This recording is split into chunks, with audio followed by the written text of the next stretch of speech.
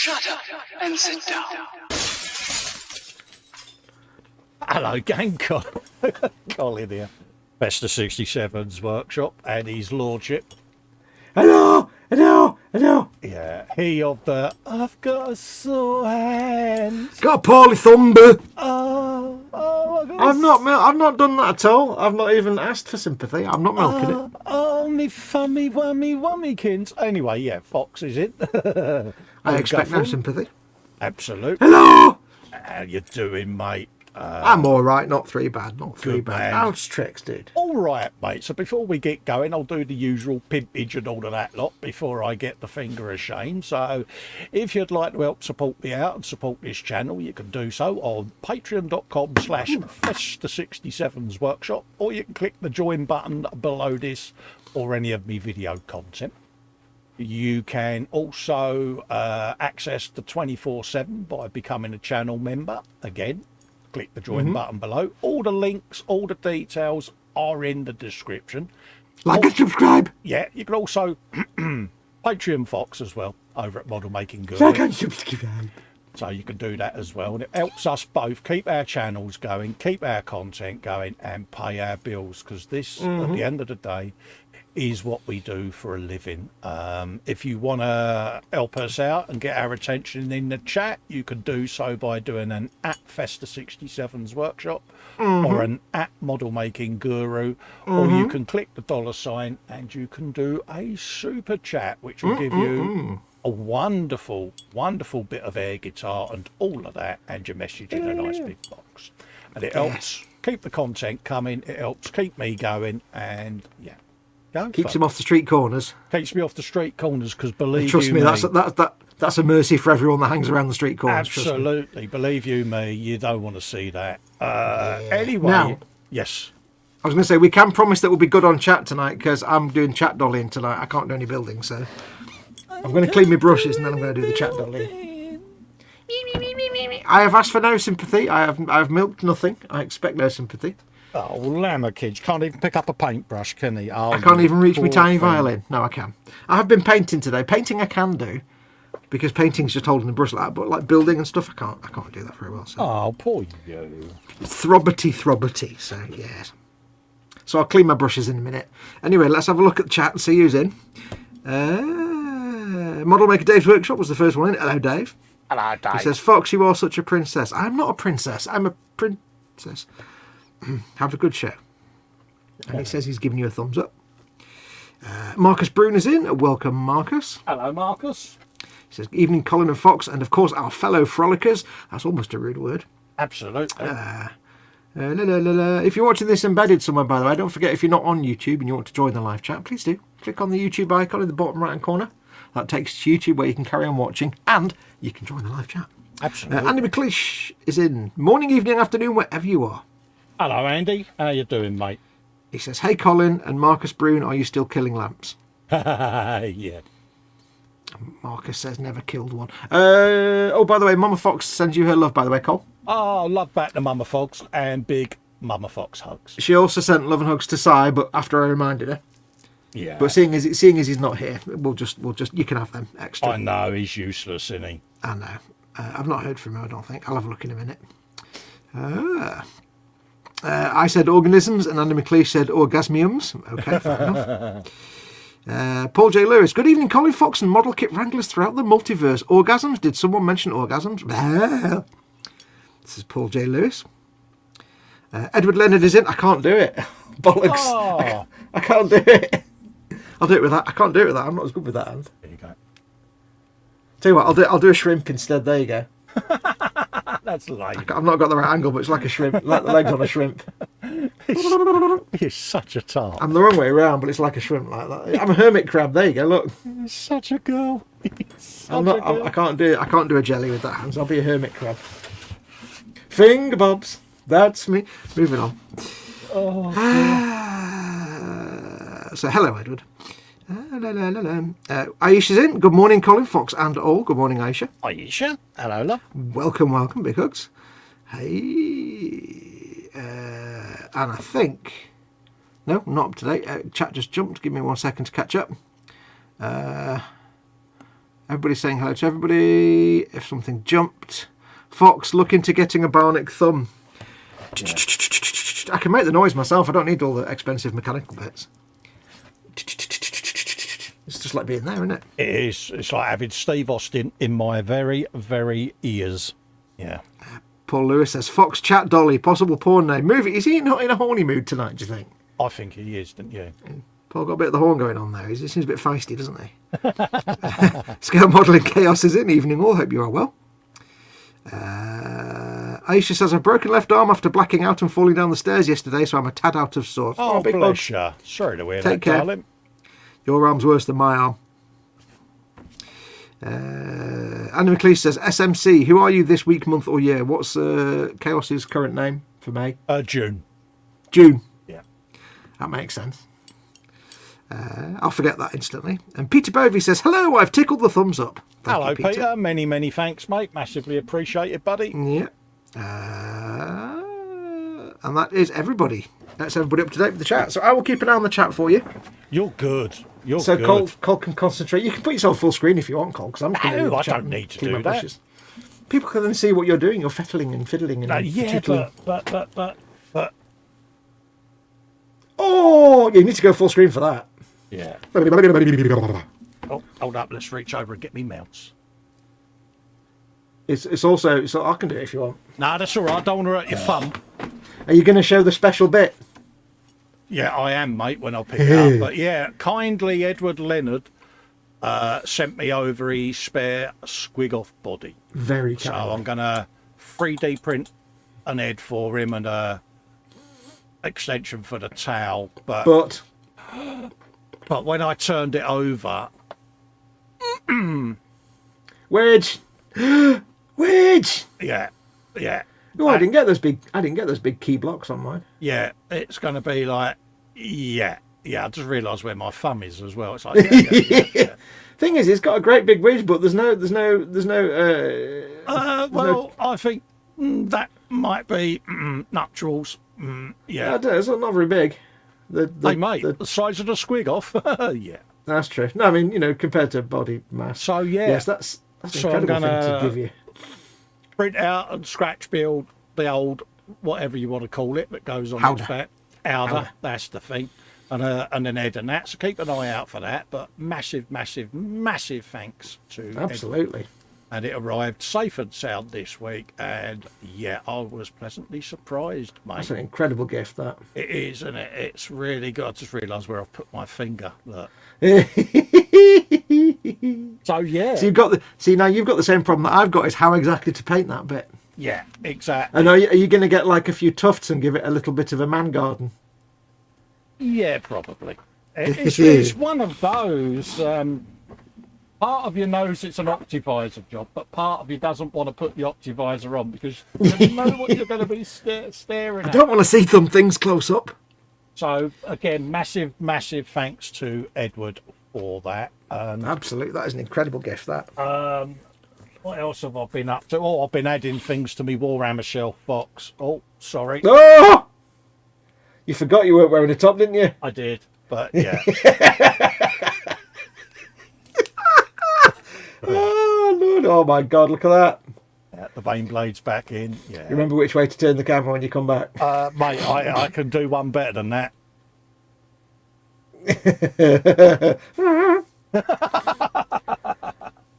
Yeah, sorry about that. Was the Warlock, wasn't it? The moob shot there, folks. There you go. Whew. So, yeah. Bit of flesh tones going on. Absolutely. It's hot in here, mate. It is absolutely... I expected that's why you were... minging, mate. So apologies for my gregarious move shot there. Hey, some people like that kind of thing. Don't worry about it. Hey, mate, at the end of the day, is what it is. It's hot. Yeah. They both are. They are is what it is. The Warhammer stuff is in. It's handy having that Warlock sat there now because I can just keep glancing at it and hopefully she'll start talking to me about Do you want to show it off? Do you want to show it off on camera, or is it a pain in the ass to bring it over? I can get it. 2 secs. I'll just move me mouse. I'll put you full screen again. Yeah. Because if anybody hasn't seen the Warlock, Yeah. Who sent you that? Was that Steve Mundy? Yeah, B3, Cynical Steve. Steve, who's the Greeble King. Yeah, he's king of making things and scratch building and greebles, and yeah. Let's try and get another light on. 2 seconds. Don't even need to explain, do you? It's all Warhammer bits mostly. But yeah, I think it was an Orc Stomper to start with. Yeah, it's an Orc Stomper and bits of Nerf gun and bits of Bane Blade, and it is a thing of immense beauty. But it's all where the tracks underneath. It's all posable as well. Look at that. You know, and what can I say? This is the thing about scratch building. It always looks terrible till you put the primer coat on, then it suddenly all comes together and makes sense. That's it. So that's going to be a monumental paint job. I'm really looking forward to doing it. It's going to be done in many, many different shades and colours, and because it's scrap, basically, bits that they've looted. So, yeah, it's going to be a bit of a strange one to do, but I'm really looking forward to it, mate. So, it's been sat in a box to one side, and it's nice to just finally see it so that I can just look at it and start getting an idea of the direct. Start having little moments. Yeah, the direction I want to go with it. So keep an eye out for that, folks. Awesome. That'll be coming up on the channel, along with Supermassive Insane Blade and Squig Off, and oh my god. Oh, yeah. 6 years later, Festa was painting. Tune in 10 years' time when they'll still be painting something, one of those. Yeah. Let's see what chat are doing. Where you don't have to rush it. It can, yeah. Where are we up to? Aisa says, I've got boobs like Dolly Parton, so I bounced well. Yeah. How much merciless mockage have you hit Fox with? Asks Andy McLeish. Quite a bit. No, you've been quite restrained. Yeah, Paul J. Lewis has been a member for 2 months. Happy days, Ooh, mate. I just spotted that. Yeah, Paul J. Lewis, welcome. A little bit of Is that a little SpongeBob reminder for you. thing? Absolutely, yeah. It just pops up in chat. Yeah. Yeah. Andy McLeish says Squig Widge. Edward says Widge. Absolutely. I think that Squig needs a jockstrap. Yeah. The thing is, right, if you were walking along and that thing walked over you, you'd get a head full of it. Oh. Absolutely. It's just a head height. It's not good. Peter Pevey says, where do you even start with that? Exactly. It is. It's one of those. It'll have a base prime colour done, and then it's, I think it's just going to be selecting segments and panels and doing a panel at a time. I think he was talking about the Squig Off. Oh, the Squig Off. Yeah. Yeah, it's one of those. Like I say, I want to sort out STL file for a head and a tail, and start just getting all the bits gathered up, and I'm just going to go with the flow with it, see where it takes me. Yeah. Andy McLeish suggests in small bits. Absolutely. Scale Modelling Chaos says, Colin the page 3 bird. Peter Povey was laughing, and Ed Willard just shouts, man boobs. Oh, that'll be my call to go and sort Mama Fox out. Yeah, Joel Grit has been a member. Back in about 10 minutes. Yeah, no worries, mate. Joel Grit's been a member for a couple of months there. Happy days. Yeah. Sorry about my noob shot, folks, but hey ho, I'm hot. And I'm a man of a certain age, so yeah. Never know, I might get a phone call. Can you get your moobs out for us on late night telly? Yeah, of course I will. But yeah, all I'm going to be doing tonight is just doing base coats on the Orc truck. Kevin Stevens is in. Just like to say a big thank you to all those that sent wishes to Jackie. Yeah, I heard that she was a bit poorly, mate. Bless her. So yeah, no worries, Kevin. No worries, mate. Put a bit of that on there. Joseph Kelly says that Warhammer Kaju thing looks great. Yeah, it's one of them, mate. It's when it arrived, I was gobsmacked. I really was, because Steve said, I'm going to send you some bits to paint. And I said, yeah, no worries, mate. Sit and do them. When it arrived, I was blown away because he is like a little creative genius, bless him, when he puts all these things together. And we used to show a lot of his work on the gallery, on the brunch. And yeah, it's nice to see someone's got that creative side to them, I was gobsmacked. A few other bits that he sent with it, little mechas and things like that. So I've got a fair old box of goodies. If you want to see the Warlek when it arrived, there's a video on my channel in the Prezzies section, and it's under B3, so it's all in there. It was a very generous gesture. I will film painting that over several build series for him, and I thoroughly will enjoy it. So yeah, it's one of them. So it's that question of the week, folks. What's in the belly? What is on the bench? And also, what is your beverage of choice for this evening? What are you having? How's your week been? And what you got planned for the weekend, folks? Because I am that nosy. Let's drop a base coat on these. Note to self, could have done that as a sub-assembly, but hey-ho, not to worry. Marcus says, I'm glad Jackie is home and hope for speedy crubby. Yeah, bless her. She's been in the wars recently again. They say if it rains, it pours. Certainly is at the moment. Paul Lewis in the belly, JD on the bench, JD in the glass, JD. Bit of a theme there, he says. Yeah. Bless you. Bit of water in over that. Yeah, when I used to drink, I used to be a bit partial to a Jack. But yeah, so.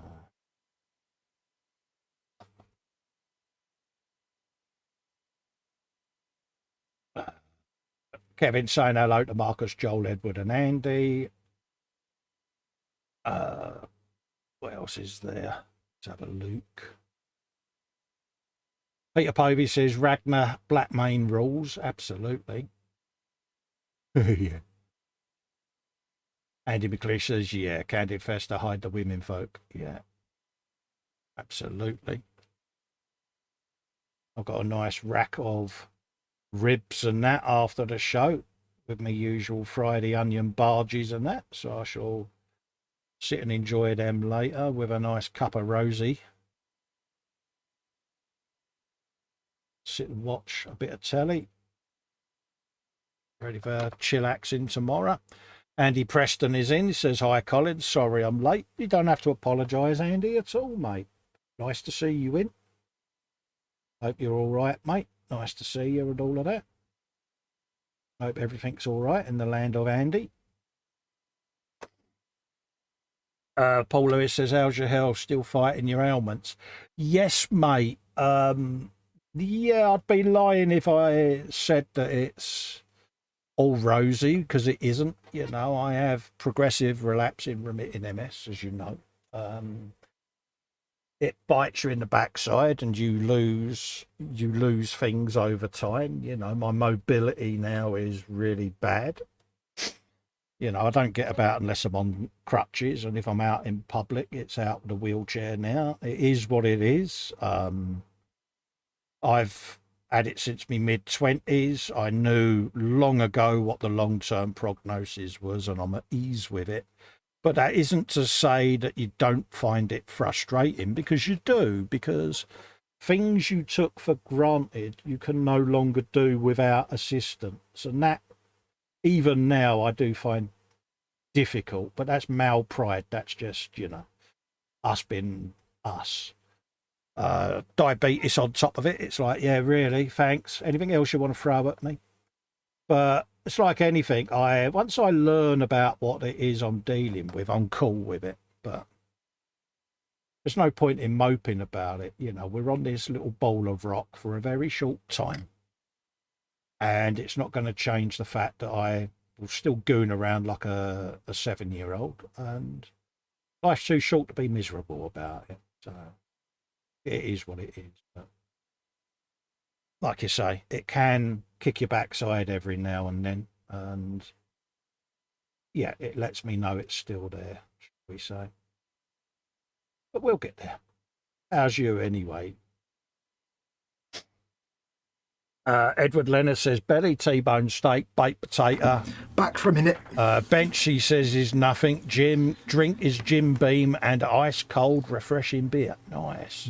Ooh, beer. Peter Povey's got Hobgoblin Ale and he's working on a P47S and I'm watching $6 Million Man.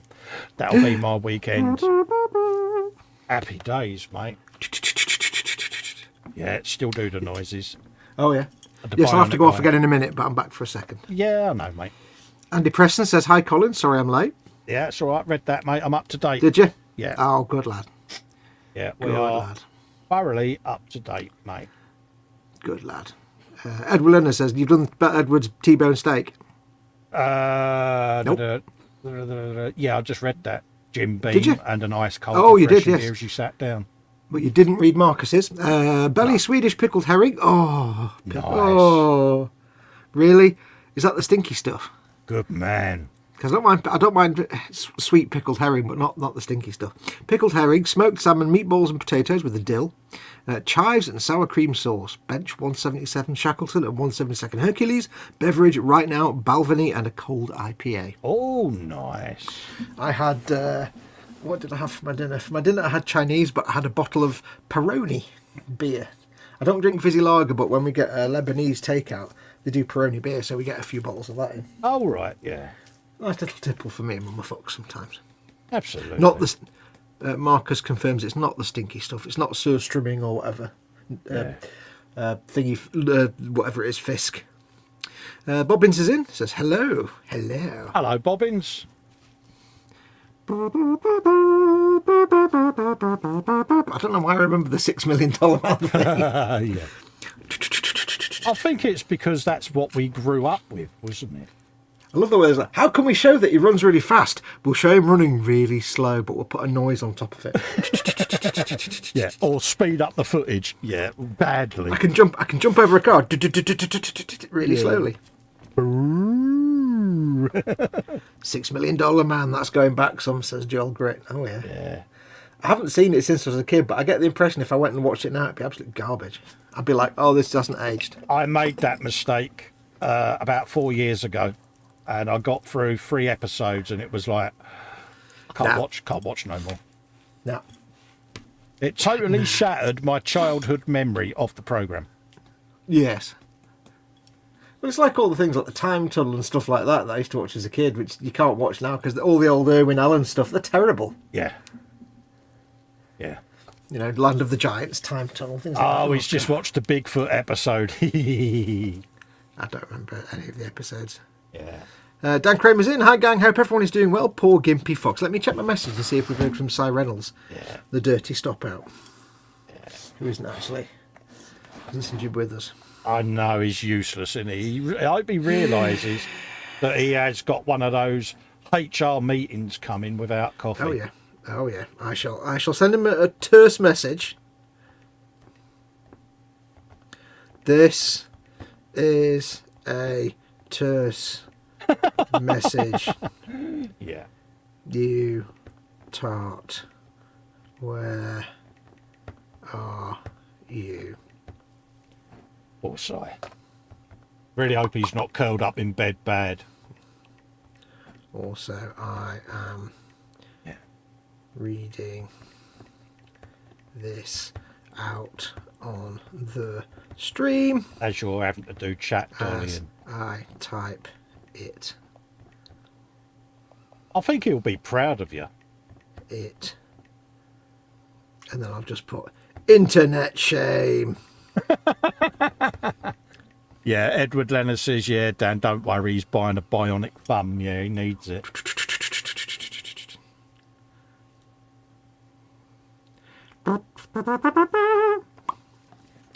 Absolutely. Oh, I want to turn that off for you, spoon bender. You're being special again, aren't you? I'm being super special. But no, I wouldn't have done a show tonight, mate, if your thumb's that bad, because, yeah. No, it's not that bad. I said I've been painting today. Yeah. And it's all right when I'm painting because I can just keep my thumb not really. That joint's fine. It's the phalangeometa. Yeah. metatarsal or the yeah. the metatarsophalangeal something. A joint. It's Yeah. that joint there. It's the crook of the angle, and it's that one. Yeah. So painting and stuff, I'm fine. Just about. It's still painful, but it's not so bad. So It's so I thought, gaming fun, isn't it? It's gaming. Yeah. Well, it was an injury I did because it sounds really stupid, but I bumped my hand on a roll of carpet many years ago. Yeah. Which sounds like nothing, but what happened was I bumped my thumb like that. Yeah. Oh, yeah, That. yeah. It's It compacted was a roll the of joint. Yeah. Yeah, it was like I was just walking along. There's a roll of carpet on a shelf was sitting there because we were doing some decorating. It was like boom, and it chipped a little tiny bit of the bone off. Oh, lammerkins. So, but it was fine at the time. It was a bit painful, but then for about 10 years ago, it got really painful, and I had to go to the hospital and stuff. Yeah. And they gave me this thing. Flares up, does it? Yeah, and then it's been fine since then. But the last few days, it's been a bit gimpy, so I've put this on as a precaution just to keep me from moving the thumb, so I can let it rest. Yeah. I was playing the Stanley Parable, and that's just a bad idea because it's all button presses. Good game, but yeah. Is there a different type of gamepad that you can try that may alleviate that problem, perhaps? No. It's moving. It was moving the stick Yeah. because I've got my special flappy paddles underneath, but it was moving the stick. I think my thumb was going to be jippy anyway, and then just playing on the Xbox for a few hours the other day just made it worse. So I just thought that game's controller, if I remember right, it's got all kinds of different thumb attachments, hasn't it? Can you put an extended one on to perhaps take the problem away a bit? No. It's got the paddles underneath, so I have to press the face buttons. Yeah. But you've still got to have a thumb on both sticks. So Yeah. it's fine. It's fine. Marcus Bruins put a €9.99 super chat. Well, ladies and gents, that's me signing off. Thank you for the frolic. Have a great stream, everyone. Thank you very much. Marcus. Thank you so much, mate. It really does. Really does mean a lot, mate. So enjoy your bit of oncoming air guitar, mate. Dan Kramer says, excellent. You can give a thumbs up on YouTube videos with power. Yeah. After you turn 50, the first thing to go is the thumbs, it says Edward. Yeah, absolutely. Yeah, so no, it's more a precaution. I know if I just carried on playing on the Xbox and building stuff and things, it just get worse and worse and worse. And the risk is it goes into another like 2 months of agony. So I thought I'll just wear this for a few days. Hopefully it'll go away. Yeah, exactly. It makes sense. It's been about 10 years. So, but I have done something. Would you like to see what I did? Yeah. I'll show you in a bit because Mama Fox is going to be going to bed in a minute. So I'll show you in a minute what I did. Nice cup of tea. Peter Povey says he's looking forward to Sniper Elite 5. Oh yeah, he's going to shoot all the Germans in the testicles. Have you ever seen Sniper Elite? No. I think if it's the one I'm thinking, it's where like you do a special shot and it shows you the path of the bullet, and then when it hits the guy you've shot, it does like an X-ray vision and shows all the bones and organs inside. Oh, nice. So if you get him in the Nagulons, it actually shows the Nagulons exploding. It gives you X-ray vision. Yes. Isn't it amazing though how gaming has come on? Oh yeah. Right, I'll go and sort Mama Fox out. Back in a minute, folks. Yeah, no worries, mate. He says that's the one, yeah. June says the testicle shots are awesome in that game. Yeah, cool, yeah. I bet it brings tears to your eyes though, Paul. Because, you know, us being blokes, we all sit there when we see that thing, don't we? We let out that little blokey grimace. Bobbins says, can't stay too long. Got to be up early to catch a train. Not a problem, Bobbins, mate. Where are you off to, mate? Anywhere nice? You know, is it football or anything like that? Or are you going on holiday? Let us know, mate. And obviously, safe journey and all of that lot, mate. But as always, Bobbins, lovely to see you in, mate. Thank you for your company. Because without you guys and girls keeping us company, you know, we'd be sitting here chatting to ourselves quite lonely. So massive, massive thanks. Also a big, massive thanks for those of you that came in when we did the Wednesday show on eModels' channel. Massively appreciated for all the support. And I really do appreciate all the private messages I've been getting of support. So yeah. Keep an eye out for them now. The Wednesday stream is on eModels' channel with me and Dave. And obviously we're still doing our Sunday show, Sunday at the Bench, on my channel. So ring the bell to keep an eye out for them. But it was really nice to get that much support, and it seems to have gone down really well. So we'll be doing more of those. And it's just nice to get some stuff built, because I've been sort of falling behind on me building a bit, where I've been moving the man cave. So it's just giving me an opportunity to play catch up on a lot of stuff. So going down to Portsmouth to spend a couple of days exploring the historic dockyard and looking at really old your warships. Well, as you drive past Basingstoke, give us a wave, mate. Because you'll be coming past me. Yeah. Just be careful between the two junctions at Basingstoke. I think it's 5 and 6, because there are massive, massive speed traps there, mate. And I wouldn't want you to see you get done, but for some reason, it's a big thing in this town, and they really are strict on it, mate. If you're coming down the M3 and you're getting to the Basingstoke junctions, just ease off between Basingstoke and Dummer. And when you get to the other side, you should be fine.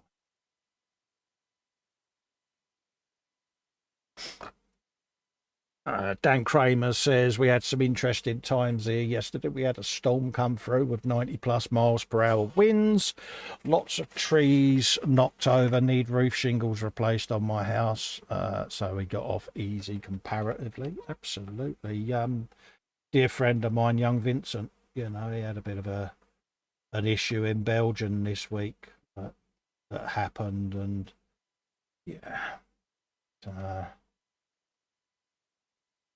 Pardon me, I apologise, but yeah, it's the thing, isn't it? And the severe weather, we seem to be getting a lot of it UK wise now, where we've had destructive storms in the past, but they seem to be a more frequent thing now.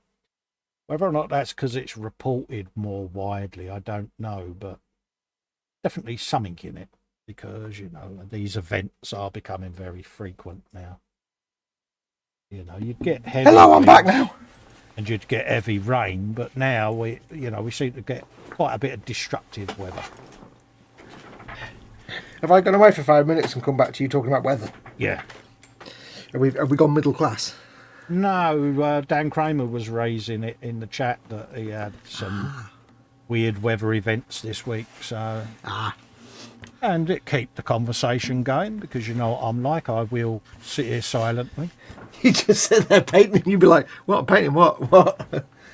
Bless you. Are you up to date with the chat? Reasonably, yeah. I've picked out random comments, so yeah, that won't read anything, chat. So you know Dan Kramer about the interesting storms. Interesting times, jolly good. I shall clean some brushes, so I'm doing some work. Peter Povey remembers Manic Miner. Oh yeah. Do you know what? I actually watched a video of somebody playing Manic Man the other day, and I'd forgotten how annoying the actual sound on that game was. Oh really? Because it's like when you walk, you go, and when you jump, you go. Oh right, yeah. It's basically making a little skippy clicky noise constantly. Oh, well, that's enough to drive your potty then, isn't it? Oh god, yeah. Whilst it's also playing, you know, Cave of the Lair of the whatever Cave Prince thing, whatever the music was. Yeah. I shall clean some brushes. Oh. And then I shall show you what I painted today. How is Mum? She all right now? Yeah, she went for a COVID jab today. Oh really? What's that, number 3? Yeah. A third booster, yeah. Yeah. Because she's thousands of years old. Yeah. So she went for that today. Good. So miracle of miracles.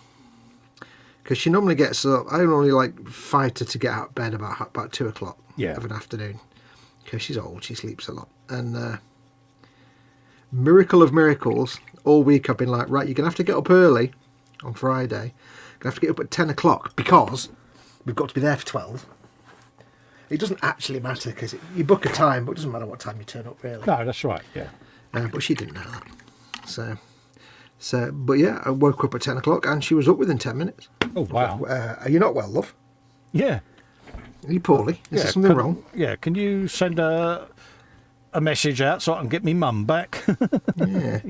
So we went, got her in, got her out. Oh, good. She had a snooze in the afternoon. I got her a ham salad butty from the butty shop on the way. It was a real one. She ate the whole damn thing. I'm like, wow. Oh, bless her heart. So now she's got a grumpy arm. So she wasn't hungry then, no? She's got an appetite of a sparrow, so the fact she ate a whole sandwich, like a whole big barm cake sandwich, ham salad. Oh, good girl. So yeah, so she had that and Oh, bless a bit her. of a snooze. So she's just got a sore arm now. Yeah.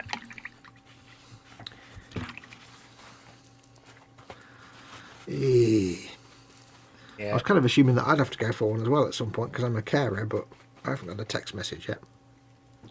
Yeah, I'm triple done and boosted, but funny, I had that call with me quack, and she was like, "You do realise you are still staying indoors?" I went, yeah. I said, "You said to me not to go out until you give me the all clear." I said, "You haven't Still done staying that." indoors, but I want all the shots I can have, thank you. She was like, "Good." She said, "I thought you'd be more resistant." I went, "No, not at all." I said, "You've said that's what I've got to do. That's what I'm going to do." We'll argue about it. Sod that. Right, I've got to take this thing off my arm because trying to control a brush without being able to move your thumb, it's not happening. Oh, me fun. No, it's just I'm trying to like clean the brush, and I'm like, I got like I've got a movement there, and I'm like, yeah, take it off while I'm doing this because I need to be able to. do it because of me fun. No, I can. It's not painful. I just couldn't move my thumb. I couldn't grip anything. Couldn't do that. Foxx It's that knuckle. It's that joint there. Foxx is now imminently going into princess mode. No, I don't do princess mode. Paul Lewis says tonight's traffic of weather news was brought to you care of Festa 67's workshop and for Fox's personal injury insurance. Have you been injured? Yes. I'm here next for the traffic helicopter. Hello, yes. Well, we're here in the helicopter. But this is the thing now. We are at that age where old injuries come back and bite you in the backside. Yeah, especially if they're in the backside. Wait, that wasn't my inside voice, was it? Yeah, that was. No. You did say that out loud, mate. Yeah. Don't forget, folks, bench and belly. What's on your bench?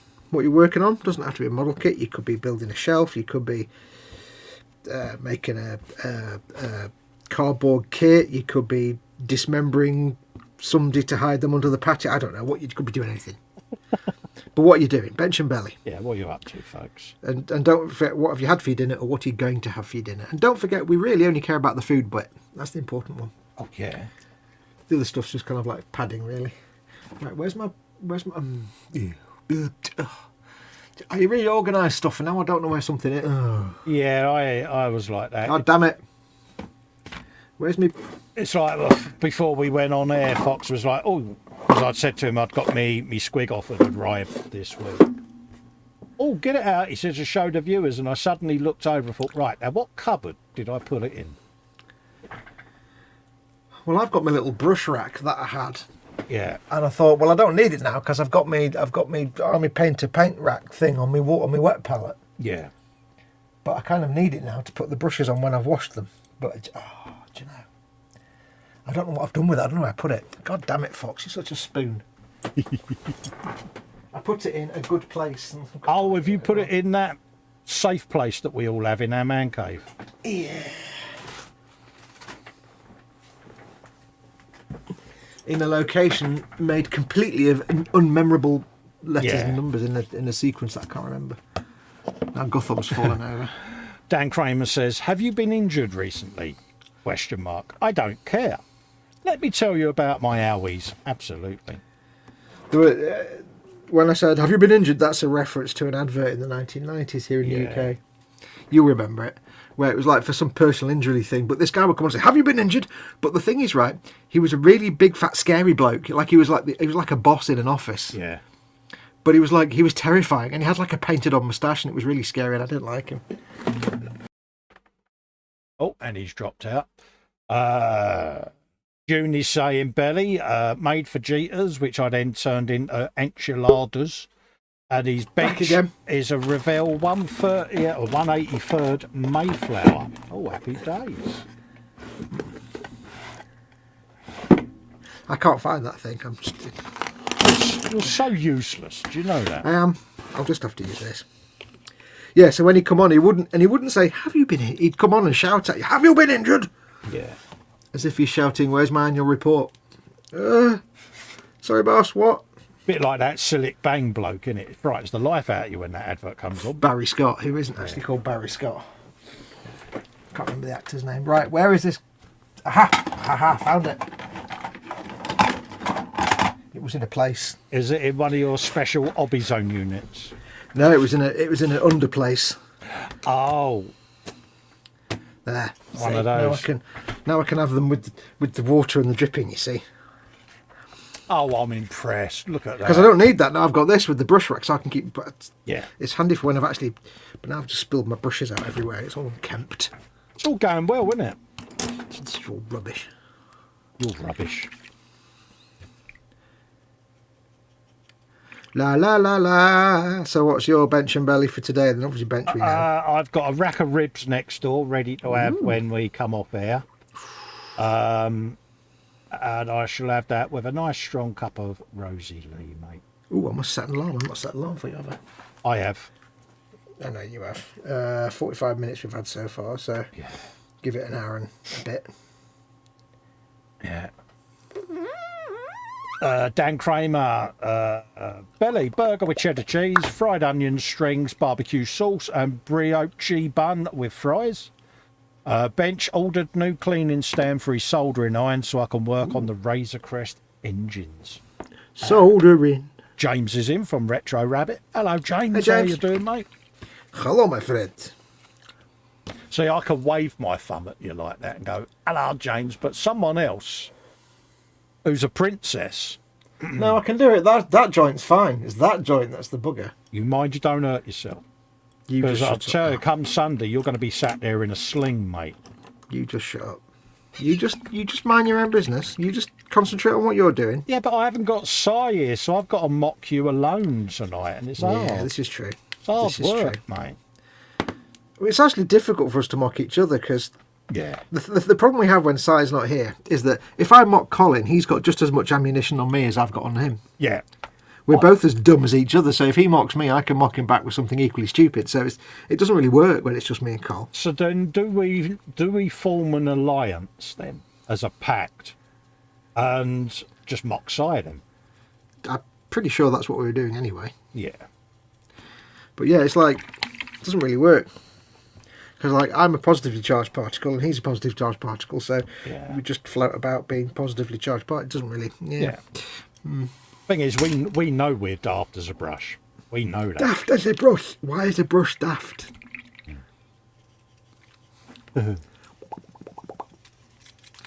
Yeah, so it took, it made me laugh today. We went into the local village hall thing, Yeah. where our local booster introductions were.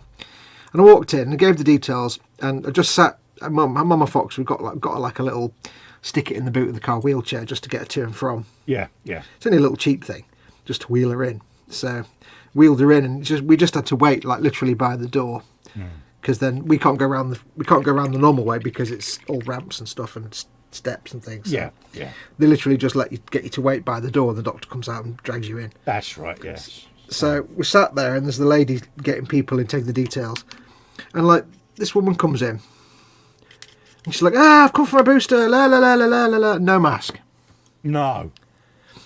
and it's like, Really? everybody in this place is wearing a mask. You've come for your COVID shots, you want to get the shot because you don't want to get COVID, and you're not wearing a mask. So the woman was like, yeah, could you get a mask please, and just from that box and put it on. Oh yeah. Do I need to? Of course you do, you pillock. So when she got in, I said to the girl behind who was doing all this, have you had many people coming in without masks? She went, Yeah. she said a word that I won't repeat here because, yeah. Yeah, it's annoying though, isn't it? Because like there are some, like you say, people like us that are got an impaired immune system. We've got to be hyper cautious, and yet when you go to these places, you always get a chud that turns up thinking that it don't affect them. It wouldn't be so bad if it wasn't for the fact that the current boosters are for the elderly and those with compromised immune systems. Yes. They're not just for every chud and his dog. Yeah. They're specifically for old people and compromised. So this person wasn't old, so she clearly had some sort of... She was at risk for some other reason. Yeah, they're It's like, targeted, aren't they? yeah, so you're one of the people that are getting this shot, and yet you're walking around without a mask, just like, oh. Yeah. Ugh. There's no helping some people, though. No. is there? No. I'll tell you what, talking of nothing to do with what we were just talking about, I should, if anybody watched my Cyberpunk stream on Saturday last week, Yeah. you know how it had like a few minutes of blatant beepis on view, Yeah. and we may have spent a while choosing the colour of, say, pubulon hair, Yeah. Yeah. and there was literal beepis. We had to choose what size and everything. Yeah. Yeah, I got my monetization pulled. Not pulled, but it was knocked down to not suitable for most advertisers. Yeah. I'm like, yeah, I'm not going to... yeah. I put a thing through... expected it, though, didn't you? Well, I disputed it just to say, can you please double check? Because you have the right to say, are you sure? Yeah, can a human And they came- intervene, yeah. Yeah, and they came back and went, yeah, yeah. It might still be advertised, but probably the most one might not want to be associated with it. Yeah. So I'm hoping that, like, next time I do Cyberpunk, it won't have that, so... Yeah. So there you go, folks. If you're streaming Cyberpunk, don't show the beepis Yeah. or the Rudy parts if you're playing female V. Just don't. That is a point. You was going to show the folks what you've been painting this week. You haven't got round Yes, to I it shall yet. do that in a minute when I've cleaned my brushes. No worries. So, yeah. You won't actually, unfortunately, be able to really see what I've been painting because my No, painting's but tiny. I just thought, you are co-host. It gives you a Yes. chance to show your wares, so to speak. I am second idiot. Oh, I tell you what, this is a broken toed 2 brush, and I'm just cleaning it off with the Yeah. master stuff, and it's so soft and floofy. It's really relaxing in the crook of my palm though. It sounds really weird, but it's just like a really soft, delicate. Oh, it's nice that. They are gorgeous brushes, aren't they? I've just been cleaning the Games Workshop ones, which are like. Yeah. But this is so soft and lovely. I do like the broken I may toe want to marry it brushes. and have all its babies, or maybe not. My bench and belly. Bench, I'll show you in a minute. Belly, I had Chinese takeaway. So it was chicken and sweet corn soup with a portion of sumai dumped in it. Yeah. And then I went all northern common and had curry rice and chips. Oh, did you now? And, well, curry rice and chips with 6 little mini sausages. Oh, nice one. And extra curry sauce because they don't give you enough curry sauce. Mama Fox wasn't hungry. She says to me about 3 hours ago, I said, do you want a cup of tea? She went, yeah, I'll have this cup of tea and then I'll go to bed because I'm tired now. I was okay, no problem. That was 3 hours ago. She's had about 4 brews since then. So I thought you were going to bed? Yeah. Yeah. No, she's just gone to bed now, so. No, bless her. Ba-ding. Long as she's happy, mate, that's the thing. I assume she is. Like anything, she had a tough year last year. It was quite funny because I said to her, right, you're going out in public now, so you can put a clean T-shirt and stuff on. And I just grabbed the first T-shirt I had, which is actually the T-shirt that came with my Fast and Furious Dodge Charger part work. Oh, right, yeah. It's too small for me, so I gave it to Mama Fox. So she put it on, she's like, well, I might be a bit grumpy, but I'm not fast. She said, I'm definitely furious, but I'm certainly not fast today. Oh, bless her. I said, at least you're half of it. She went, yeah, I'm furious. I said, yeah. Bless her heart. How many 83-year-olds go for their jab with a Fast and Furious T-shirt? Well, this is the thing. Despite everything she's been through, she's not lost her sense of humour. No. I know you well enough, and we've spoke off air. Your mum went through a tough year last year. She certainly did. So Still did going you. through it, really, but... Yeah, and so did you. And Yeah. it's good that you've both retained a sense of humour. We can laugh about it now. But at the time, we knew what it was putting you through. Yeah. And all right, was we not a may- good times. Yeah, we may mock each other and that, but when one of us has got real life like that, we all do rally around, get each other through it. Yeah, I think people have figured out by now that a big part of what we do online is kind of a persona. It's not necessarily. Absolutely. You know, when you see me on a live stream, it's not really me. It's, I mean, this stream is probably the most me that people will see. Yeah. But even this is still kind of a character to a certain degree. Well, we all have that barrier, don't we, that we keep between our YouTube world and the real world, because otherwise you'd never switch off from it. Well, the thing is, I'm not that big an idiot in the real world, but you know. I am. Yeah, actually, it doesn't really work with you, does it? You are that big an idiot. Absolutely. I am 12 and a half. I am that bloke that sees something that says, do not touch, this is hot, but I will touch it just to see. Well, I suppose in a way, because I was about to say that when I do live streams and stuff, I'm really, my YouTube persona is not really, it's me to a certain degree. Yeah. But it's closer to the Fox character from my comic strip than it is to me in real life. I'm kind of playing that character. But then I suddenly realised, you're just that character anyway. Yeah. Oh, yeah, you've met me in public. I am just as daft in real life as I am on air. Yeah. Why have you not changed your T-shirt in 3 months? It's not gone stinky yet. Okay. Yeah, it hasn't walked off to the washing machine on its own yet. Nope. But no, I can't take anything seriously because, you know, when you get stuck between two cabinets live on air, Yeah. or fall off your chair live on air and go flying through your door and sliding across the floor, you can't afford to take yourself too seriously. Can you? No. I'm not one of these people that will like just, you know, troll out all the problems on every live stream they do constantly all the time and poor me. No, I'm playing a character when I'm doing a live stream. I'm not really doing me. Some of me comes out from time to time. You know, I tell people about Mama Fox and stuff, but Yeah, I had it It's earlier like an on. iceberg. Someone asked how my health was, you know, and I'm open and honest. You know, it is what it is at the end of the day, and there are people out there in the same situation. You know, and I've never been a person that says I can't do that because of this condition. It's despite this condition, I'm going to have a go.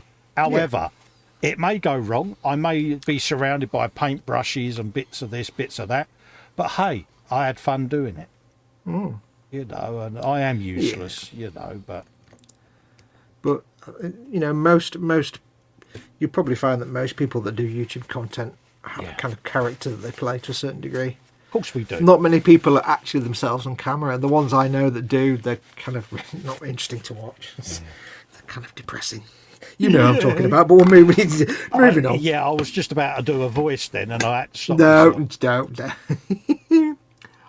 But it's. I think most people are smart enough to realise that, you know, most of the people they watch on YouTube are doing a character. They're not doing themselves. Right, I'm going to empty this pot of water, Yeah. and then I'll show people what I've been doing. I Hang on a second. often get asked by people, is Festa my real name? It's not. It's a nickname I've had since I started losing my hair, and I have very dark rings under my eyes. So with a shaved head, it's Uncle Festa, and it's stuck.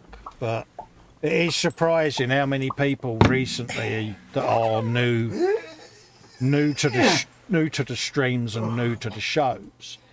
They go, oh, it's unusual to see someone, or come across someone that's called Festa. So yeah, you know, you're getting old when you bend down to pick something up and you're like, absolutely, making all the noises. Old man noises. Yeah, all the old man noises. So yeah, it's not actually my real name. Yes. Doesn't say Festa on your driving licence. A lot of people call Fox Mike because Facebook, he had to put Mike, but it's not, you know, Fox is his real name.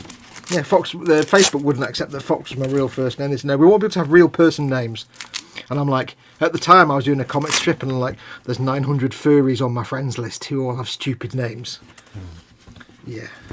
Unfortunately, I had to have them on there because I didn't. In the days before I had a page, and I was trying to promote my comic strip, I had to just friend people on Facebook, but unfortunately, because it was an anthropomorphic comic strip, I also attracted all the furries, and I'm like, oh god. Yeah. So when I stopped doing the comic strip, it was like, right, nuclear option, unfriend. Yeah. Yeah. But yeah, so it was, yeah, they won't accept that Fox is a first name, so No. they did want personal profiles to have fake names, which I suppose makes sense. I don't know. Let's have a look at chat. La la la la la la la la. I don't know which of these you read, so shout if you've read anything. I got up to. Did you go up to Rabbits? Dan Kramer, no, Retro Rabbit saying hey is where I got to. Oh, okay. In that case, Peter Povey had a man cave. Now it's a model warehouse. Oh, nice. Yeah, mine's like a clearinghouse. Yeah. Rabbit says, finger is still sore from where I stuck the screwdriver in it yesterday. Yeah. Oh, nasty. Said that on the comment on Facebook earlier on. It was like, yeah, I jammed it. It's like when I remember I got my modelling knife. You know, like I stabbed myself with a modelling knife. Yeah. The worst one I've ever done is where I got the blade and stabbed it and it went under my thumbnail. Yeah. Oh! I think it basically touched every single bone in my entire body. Yeah, I dropped a scalpel when it went straight into the top of my foot, and it just was, you know, that sort of vibrating twang where it was just. Yeah.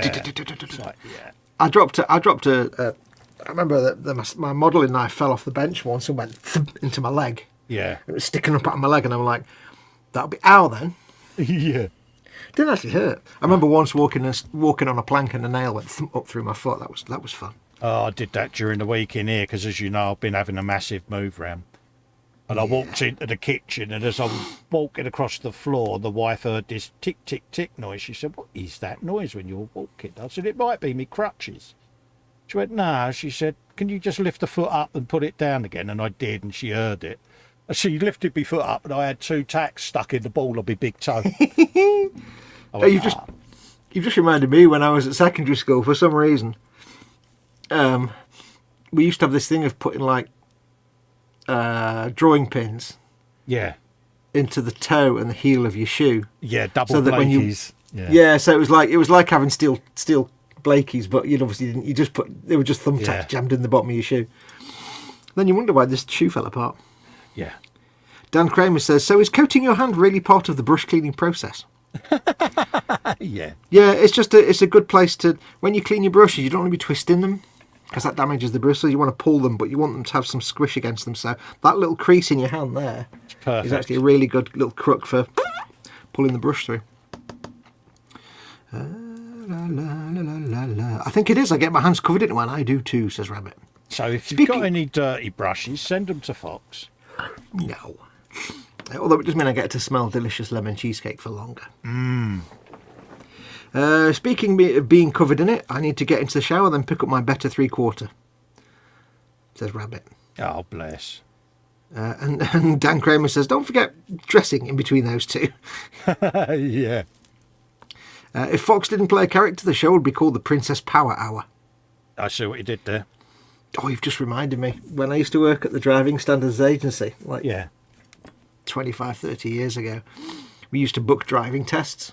Oh, right, yeah. And this was in the early 90s. And we used to get 120 driving test application forms a day each. Oh, right, yeah. And you basically just input them on. It was like a dumb terminal. It was all linked to Swansea's computer system. Yeah. So we had these dumb yellow... They were yellow screen, not green screen. Yeah. They were just yellow screen VDU terminals with a keyboard. Yeah. It was like, and then when I first played Fallout, I had to change Fallout 3. I had to change all the computers to that yellow font because it was like, this is just like being back at work when I was a kid. Yeah. So we used to get 120 forms, and you think that's a lot of work. But me and this guy Mohammed, who was my mate in the office, we came up with the Power Hour because we realised if you just sat and bolted through them, you could get them done in an hour. Yeah. And then you'd have like 9 hours just to lark about and make machine guns out of printer ribbons and things like that. Oh, good man. Because you took about 4 calls throughout the course of the day. So yeah, epic games of paper toss. Yeah. So we'd have the old dot matrix printing out the driving test bookings. Yeah. And it'd be like this big long plastic ribbon about 3 foot long. Yeah. Plastic case with a ribbon. So we'd just like snap one end off, make that the grip, and it'd be a machine gun. Oh, good man. We'd run around the office. The bosses were like, you know what? We don't have any competition because we're a government department, so we don't really care. Absolutely. Yeah. That was the thing. Government department. It was pretty much the job for the day is done. That was your task. It's completed, whether you did it in 8 hours or 1 hour. Yeah. I mean, I could literally, it was quite weird, but I could literally take a driving license number, which was, I can't remember, it was like a 16-digit number with a few letters in it. And I could, within about a month of doing that job, I could just type numbers without even looking at the number pad. Yeah. I used to get them off so fast. Because there was no mouse either, it was all keyboard based. So. Yeah. It's like driving number, name, address, test centre, where they want to go, bang, bang, bang, done. There you go. La la la la. Rabbit says, you'll have to speak up, I'm wearing a towel.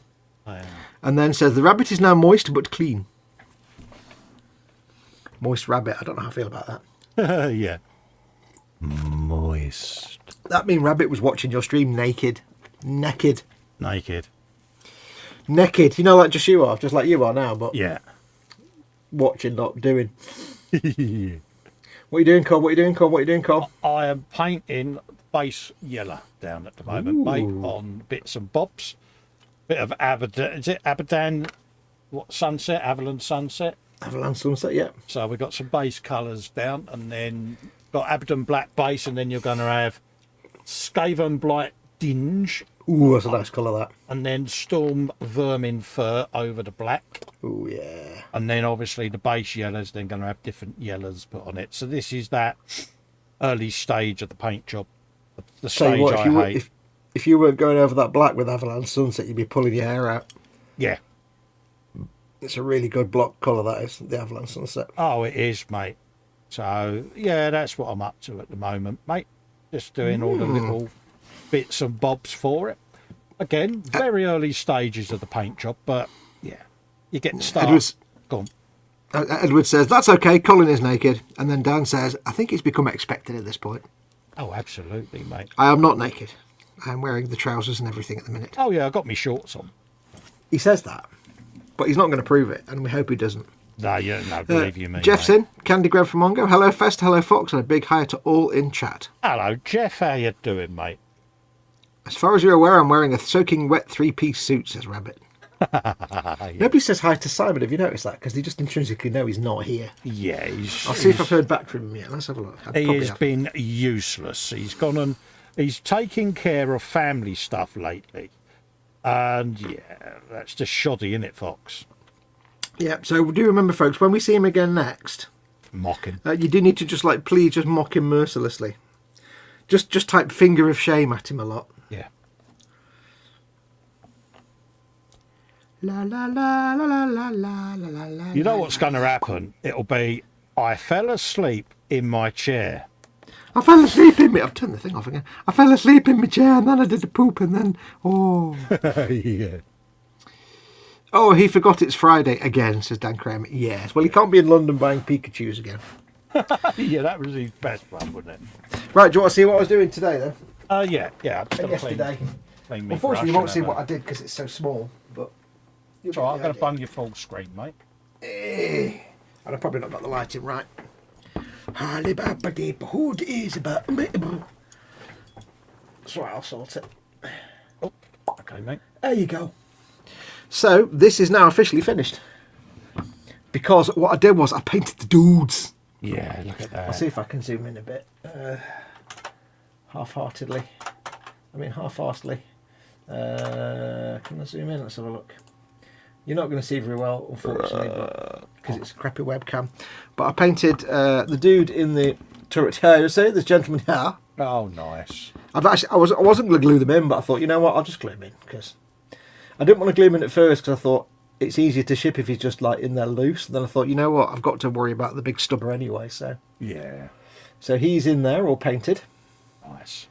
I tried the thing of having, doing a shade down towards the bottom of the figure, so he gets blacker and blacker as he goes down to the bottom. Yeah. Just so he looks like he's in shadow damp, so it doesn't look like he's just glued in. So you can't really see where he stops now, because it's just black in there. So yeah, it's a good idea, mate. You can tell he's Elvis because he's pointing, of course. Herr Rupert. Yeah, he is doing the pointing. That's a look. Looks a bit weird on his helmet, but never mind. So there's that. And the other guy is just a little fellow in here, you see? little chap in there going, all right, I'm driving in, Yeah.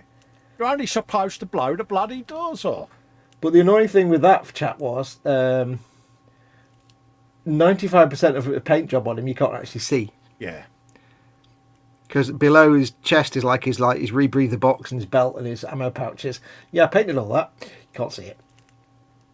Yeah, that's the heartbreaking part, isn't it? When you know you've got all that effort to paint that sort of stuff, and no one ever sees it. But I decided, contrary to normal designs, that I think it makes more sense that the actual lenses in their gas masks should be green. Yeah. Like that, that clear green glass you get in like gas masks. Yeah. In like SAS things. Mm. So they've got clear green glass in there. What colours did you use for his uniform there, mate? The uniform is the standard Space Wolves palette, so it's the Fang base coat. Oh, right, yeah.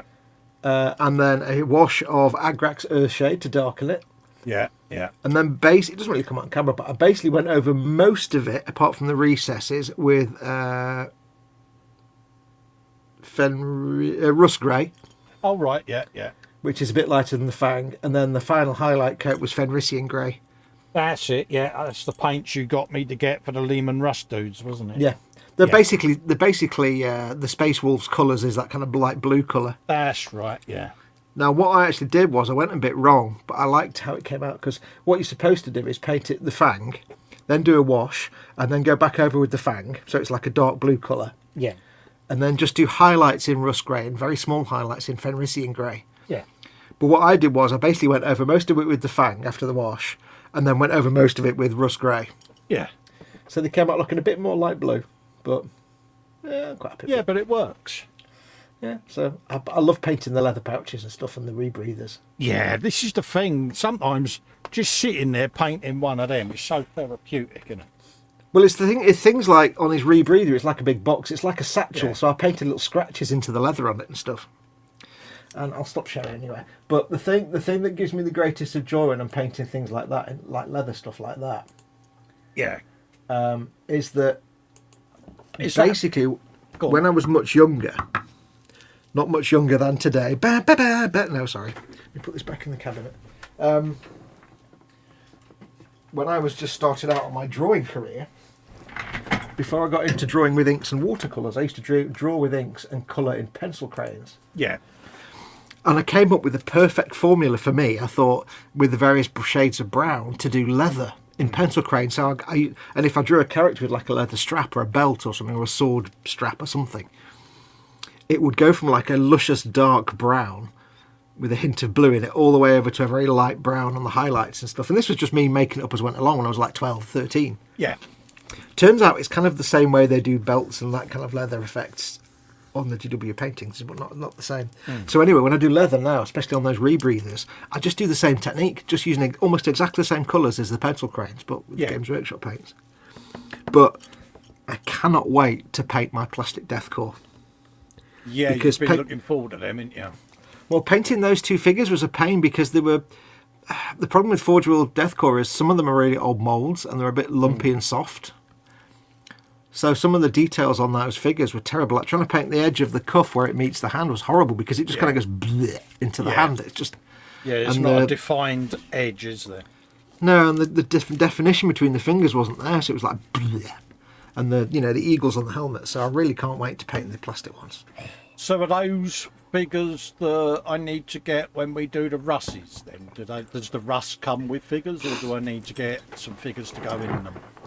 No, the Lehman Russ comes with the dude. Oh, right, okay. But you only need to get those dudes if you wanted to do a Deathcore of Krieg Lehman Russ. Okay. But you don't need to do that. By default, all the Plastic Games Workshop stuff is the army tanks are Astra Militarum, which is Imperial Guard. Right, okay. Deathcore are a branch of the Imperial Guard, but they're the ones that look like Germans. Yeah, a bit like SS. Yeah. No, they're a bit like just literally Germans. Well, they're kind of a cross between German, World War II Germans and World War I French. They're kind of a cross between the two. Yeah. But yeah, all the vehicles and stuff come with figures, same as your Valkyrie and stuff. Cool. Same as the Baneblade, they have like the standard Astra Militarum dudes. I mean, if you want to get Deathcore dudes, you can, but they're not cheap. It's like 25. Is it 25? Yeah. I think it's like 25 quid for a tank commander set, which is 2 half dudes. Yeah. So it's not cheap. I think it might even be worth, I think in the future, I'm going to be toying with the idea of, if I do more Deathcore vehicles. Yeah, yeah. I don't know if you could do it, but it might be worth considering getting the plastic veteran guardsmen, as they're called, the Deathcore, and then just hacking them about to make them fit in the turret, because they're all just infantrymen running about. Yeah. But if you chop them off at the waist and stick them in a turret, you'll never know. Yeah, exactly, yeah. Makes perfect sense. Because I'm not really keen to... The thing is, I've got about 40 Deathcore I need to paint. 40 resin Deathcore dudes I need to paint, but it's not fun. That was about 12 hours work, those 2 dudes, so painting 70 of them. I do have a Forge World stash as well. You do now, don't you? Yeah. Everybody's got a Forge World stash. What's in your Forge World stash, Con? I'm trying to remember, actually. Let's see, I think I can reach it. Let's have a look. Yeah. I'll have For anybody who wasn't here at the start, I do apologise that I'm not doing anything tonight because of my hand. I'm just doing chat dolly. So I'm looking after you folks in chat.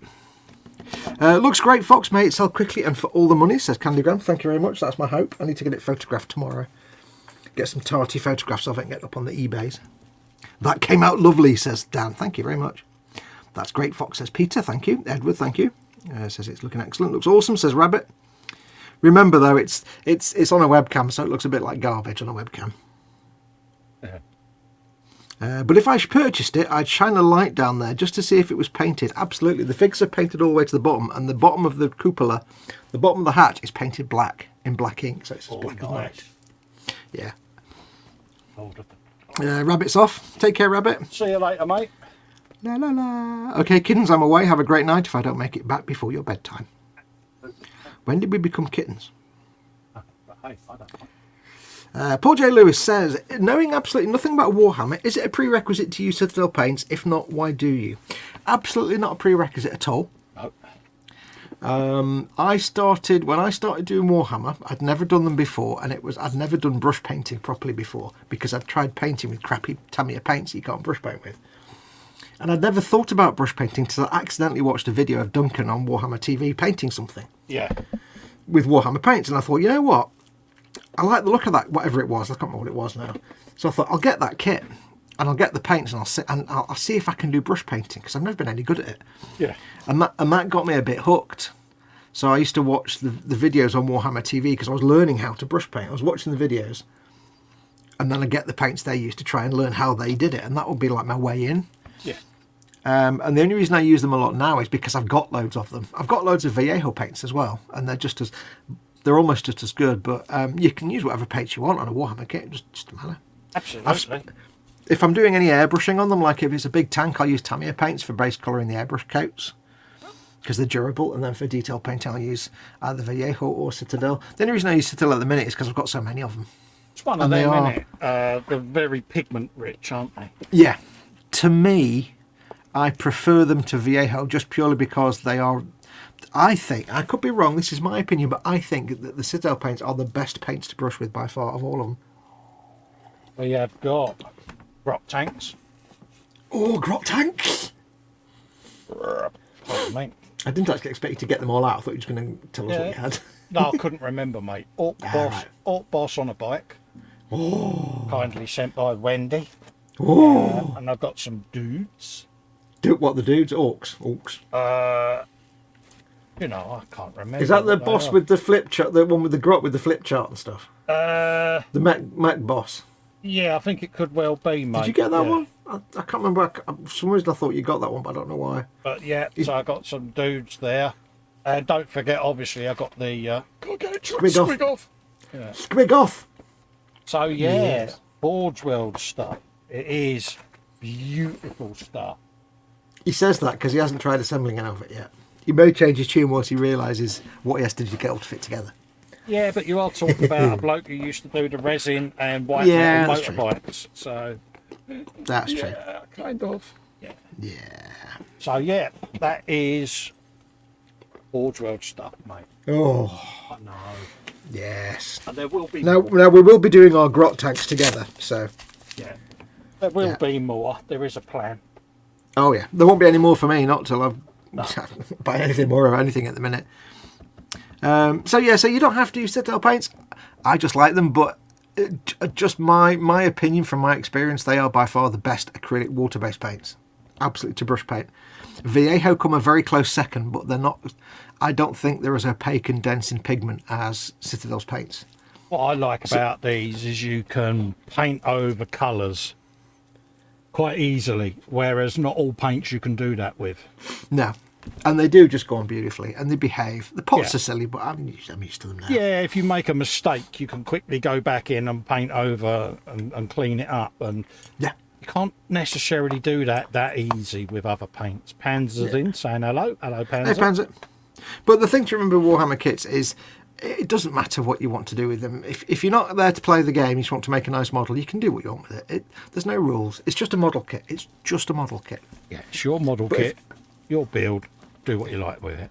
But if you want to get into water-based acrylic brush painting, or actual brush painting, then Viejo or Citadel paints absolutely by far the best.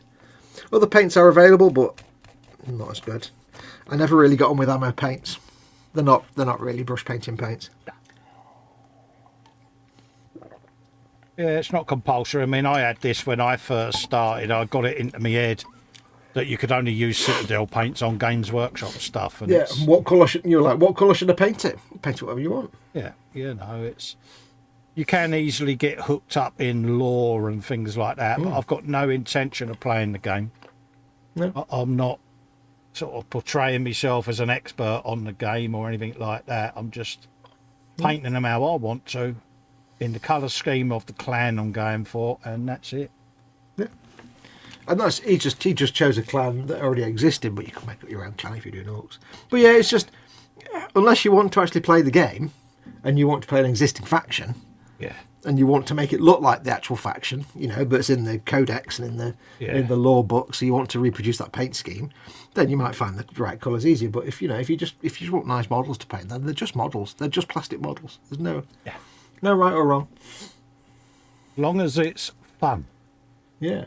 I've recommended to many people, if you want to learn how to brush paint, then although the Warhammer way of painting isn't the be-all and end-all, it's a good introduction to brush painting. So I often say, if you want to learn how to brush paint, go and watch some Warhammer TV videos from like 5 or 6 years ago where Duncan's painting something. Yeah. Find one that takes your interest. Get that kit, get those paints and paint it like he paints it.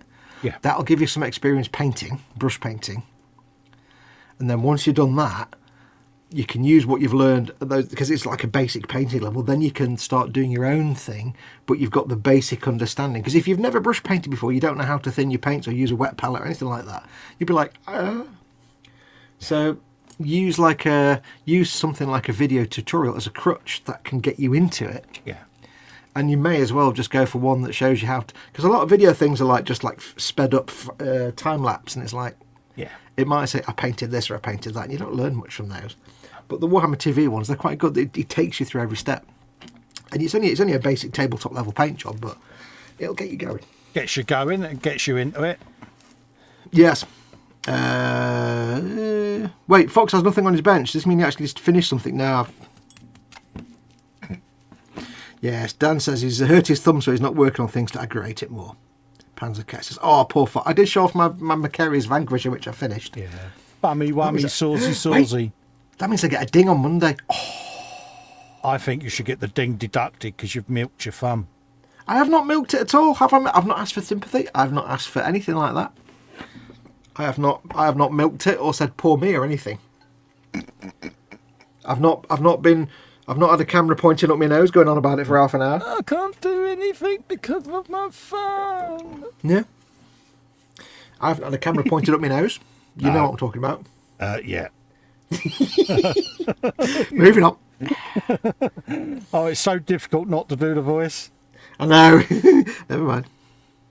No, look, yeah, so I've been painting today and yesterday. I can do painting. I just can't do building because there's nothing to paint now. Yeah. I don't like painting, so I can't do building because that means gripping, and I can't really grip very well. I can hold a paintbrush, but I can't really. So, yeah. Thing is, I still have to make all the bloody brews round here. Oh, you mean say Mum's not making? Oh, Lou. No, I still have to make the dinner and get all the brews done, and Oh, you know, she's got no sympathy for you. she has has no sympathy. She's like, no, she's got no sympathy at all. Cowbag. Did we get many benches and bellies in chat? Yeah, we did. We had a few. I read some out earlier, mate. He's buying a bionic thumb, says Edward Leonard, and Panzer Cat says, Absolutely. did I detect a suppressed giggle there? Yeah, Yeah. absolutely. It is weird not actually doing anything on a live stream, but hey. Hey, mate. No, read the post-it. Yeah, steady. The irony is, of course, I'm sitting here with nothing to do apart from read the chat, and the chat's actually quite quiet. So yes, while you've got my undivided attention, there's one of us actually reading chat, folks. Make the most of it and ask us questions. Ask Festa anything. Ask me anything, folks. Yeah. No religion, no politics. I will endeavour to answer as long as, like you say, no religion, no politics. Yeah. Dan Kramer says... I missed a load of chat. Dan Kramer says, something that I missed. It came out lovely about the tank. Looks great. Oh, no. But if I purchased it, I've done that one already, haven't I? Sorry. Yes. Someday, if I win the lottery, I never play it. I would make sure to buy a Foxx original. Yeah. Thank you very much. Most of my supply is Vallejo. I also have a number of Reaper mini paints, which are very nice. I think one notch under Vallejo. I mean, the thing is, it's like... The difficulty is... Unless you're made of money, you're not going to have, like, a vast selection of lots of different brands of paints. Like...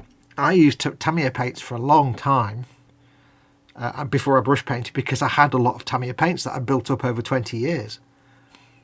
It was only when I started brush painting that I started then getting, say, for example, Citadel paints. I started getting some of those.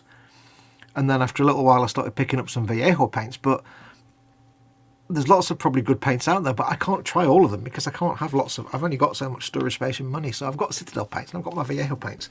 But I'll be honest with you, 99% of my brush painting is Citadel. I hardly ever use my Vallejo paints at all. It's very rare. I tend to use a lot of Citadels with other builds as well now. Yeah, just because the thing is, once you figure them out and you know how to use them, you know how they work, how they behave, and how to get good results with them, you're kind of comfortable. I've got loads of Vallejo paints. I've just hardly ever used them. Yeah, I've got things like Beastie Brown and things like that, but sometimes if I need a colour and I've not got the Citadel version, I'll try and find something in my stash of Vallejo. But it's kind of paints that people have bought me from Vallejo, or I've picked them up when I've been doing an E-Models build. So they're just sitting around in drawers at the minute. But you know, other people like other paints. Absolutely. You go with what you're used to, don't you? I have an urge to buy a largish Warhammer model kit, preferably a flying thing. Checking the Goblin Gaming site right now. If you want a flying thing, go for a Valkyrie. Yeah, there's a link in the description to me Goblin Gaming. So I did there.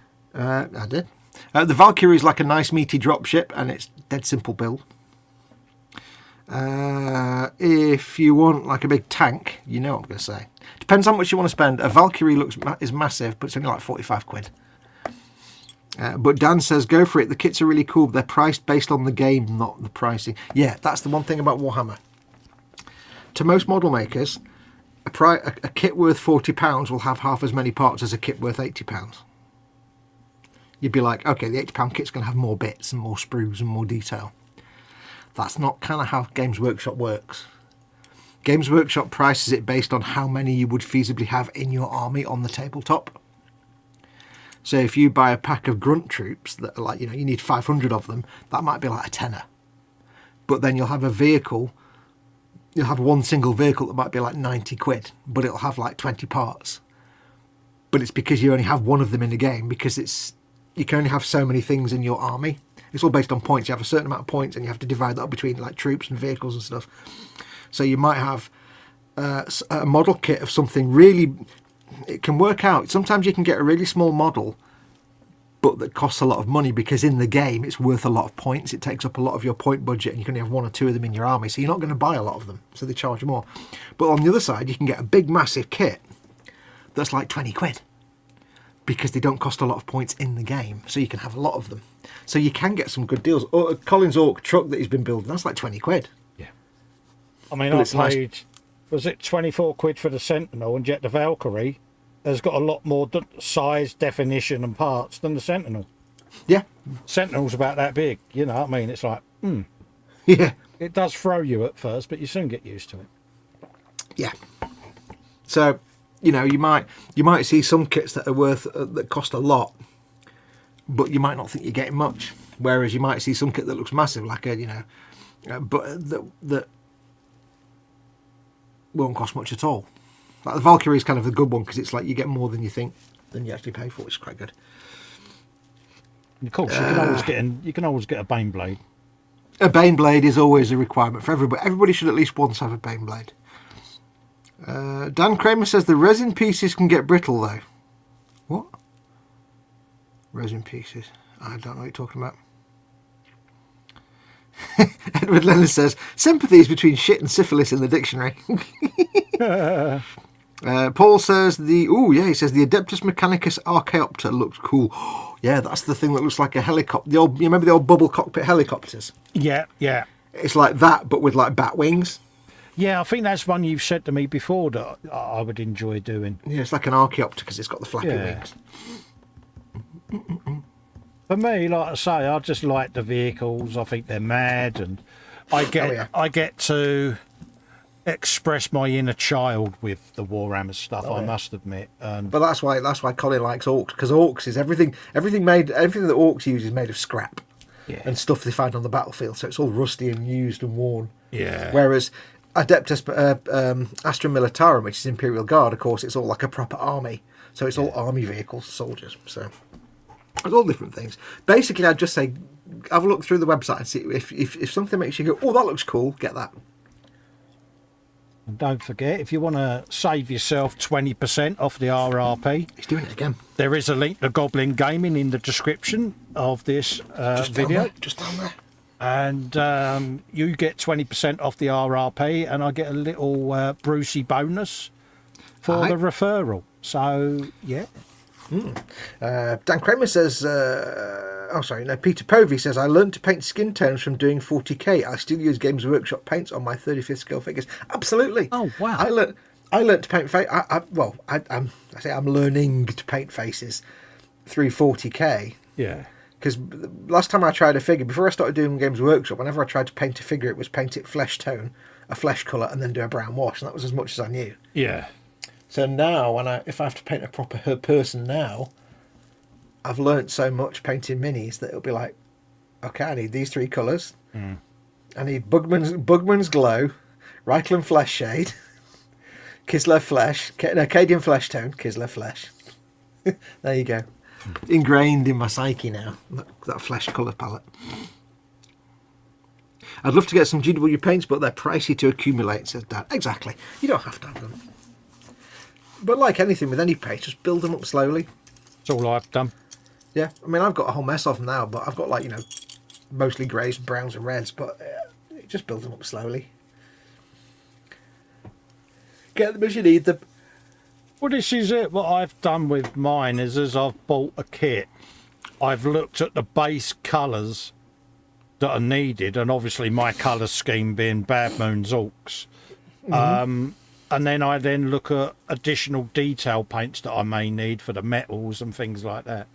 And that's how my collection's been built up. I love the way you just rattle off. Yeah, with my Orcs being Bad Moon's Orcs, anyway.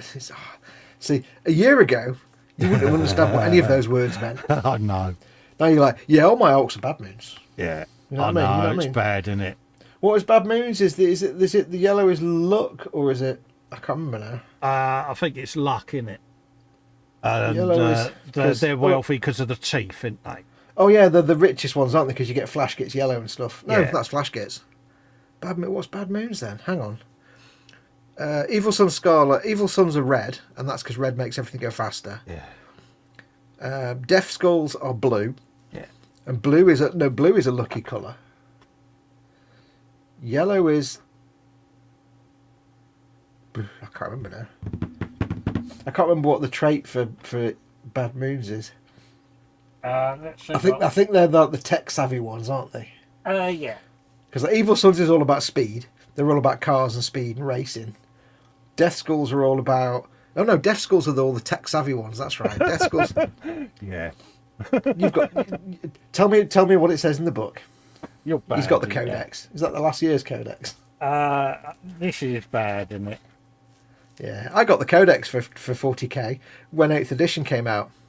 I still haven't played a game yet, and I'm already at an edition out of date. Yeah, I'm just having a looky-loo now. Bad, isn't it? Dan Kramer says, what would you say are the most used or useful colours for starting to get Games Workshop paints? I currently have one jar of normal. Yeah, there the you go. bad moons are showy gits with too many teeth for their own good. They also note to dive for cover when the yellow door balloons open fire for the sheer amount of dacker that a bad moon's warband kicks out is amazing to behold. What does it say about Death Skulls? Because when I paint my orcs, they'll be Death Skulls. Death Is it Death Skulls Skull? are cunning, light-fingered, untrustworthy and insular.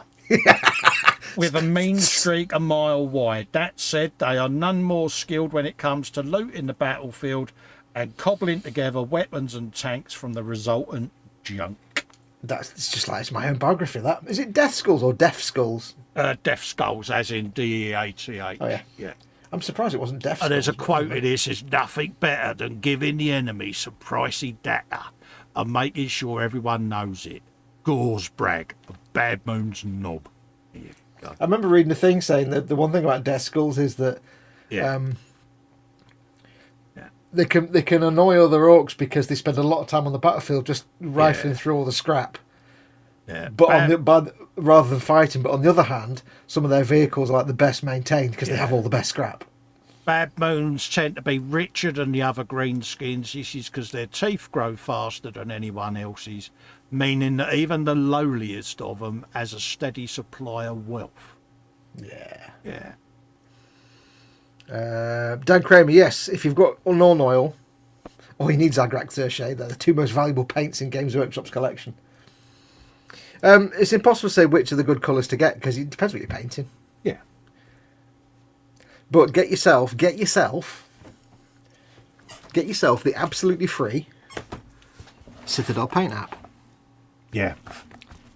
Because That's what been you a can do godsend is, to me, that has. if you don't know what paints to get, then why don't you just wait till you get a model and you can go, right, I want to paint this model blue. Paint by colour. Blue.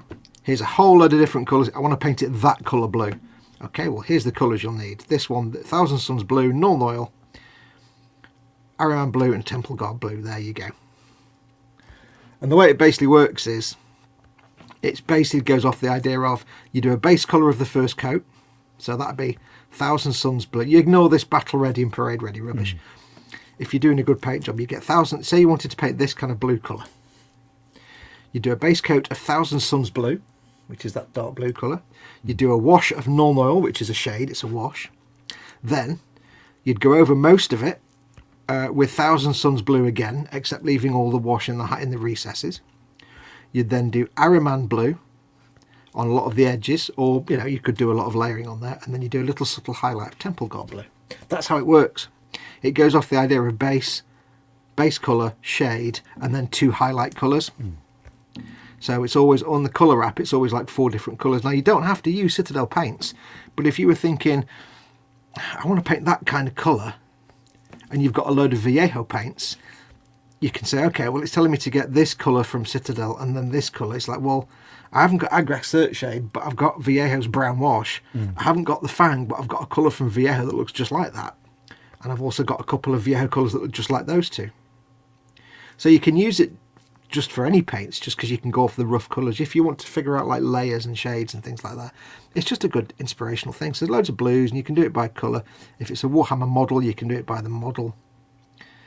You can say, right, I've got a, I don't know, Bad Moon Shock Jump Dragster. There you go. I want to paint that. What do I need? Here's a load of colours you'll need. It's only the basic colours, but it might be like, here's the yellows you want, so it'll give you yellow. Oh, it's not actually set. Oh, yes, it does. So there you go. Step 1, undercoat, Mechanica Strand. That's your primer. Then it's got Avalan. It lists all the colours you need, basically. Oh, they've actually updated it. So it says Abaddon Black base coat, matte black, clean black areas. Avalanche Sunset base coat on the yellow areas. Corn Red base coat on the crimson areas. That's quite good. Oh, yeah. It's kind of... I'd thoroughly recommend that Citadel painting app to anyone just coming into it. I mean, it's been my lifeline. But like I say, even if you don't have the Citadel paints, you can use it just to go off the colours on the little things there and say, okay, what colours have I got in my collection of AN, other paint brand, that look a bit like that? And you can start, because it's always based on the idea of a base colour, then a wash, and then like highlights and layering. So, but you know, watch some of the old Warhammer TV videos. Watch the Duncan videos. Don't watch the modern ones. Peachy's all right. I can't stand Nick Baton. You'll just make you angry. So watch some of the old Duncan videos, the painting videos, to get the idea of what they mean by base, shade, and then layering and highlighting. Yeah. And that, just use that as a jumping off point, because that's not the be-all, that's just our way of painting. That'll get you used to using a brush and paints and maybe a wet palette. Once you've done that, two thin coats. Once you've got confident with a brush and a palette and a wet palette and painting, putting the model, then you can start looking into more complex things that other people do, like glazing and wet blending and things like that, and other methods. It's a good baseline to learn that method, the base, shade, layers. It's like learning to write the letters when you're a kid, doing your A, B, B. It's like that bit before you start writing lots of words. Yeah. You have to learn how to write the letters before you can write comprehension lessons and things. So yeah, but get that app, it's free. The DW Paint app, it's indispensable. Like I say, even if you don't use their paints, just as colour guides and colour IDs. It's a good way of keeping an eye on your inventory as well, because oh yeah, you can track your inventory. yeah, there's nothing worse than buying a paint, turning around and it's already there. It's like, oh, really? It does though mean that you have to actually keep your inventory up to date on the app, which I keep forgetting. Yeah. The number of times I've come back and I've got this paint. Oh, I've already got 6 of them. Oh, for crying out loud. I tend to set it up where if I've got a new build, I look at what paints are needed for it and I add them to my wish list, and then once I've placed the order and the order's on its way, I then move them to inventory, and it's just a way of keeping it up to date for me. It is a good little inventory app as well. It's really useful for that.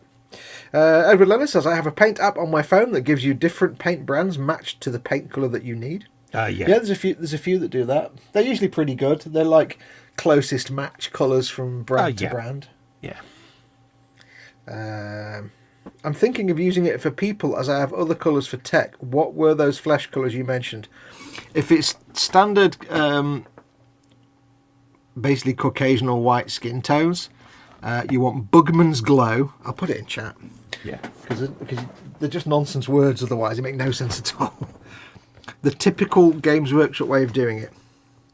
And it should be on the... It will give you different skin colours in the app as well, but the typical sort of Caucasian white skin tone is a base of Bugman's Glow. Mind your thumb.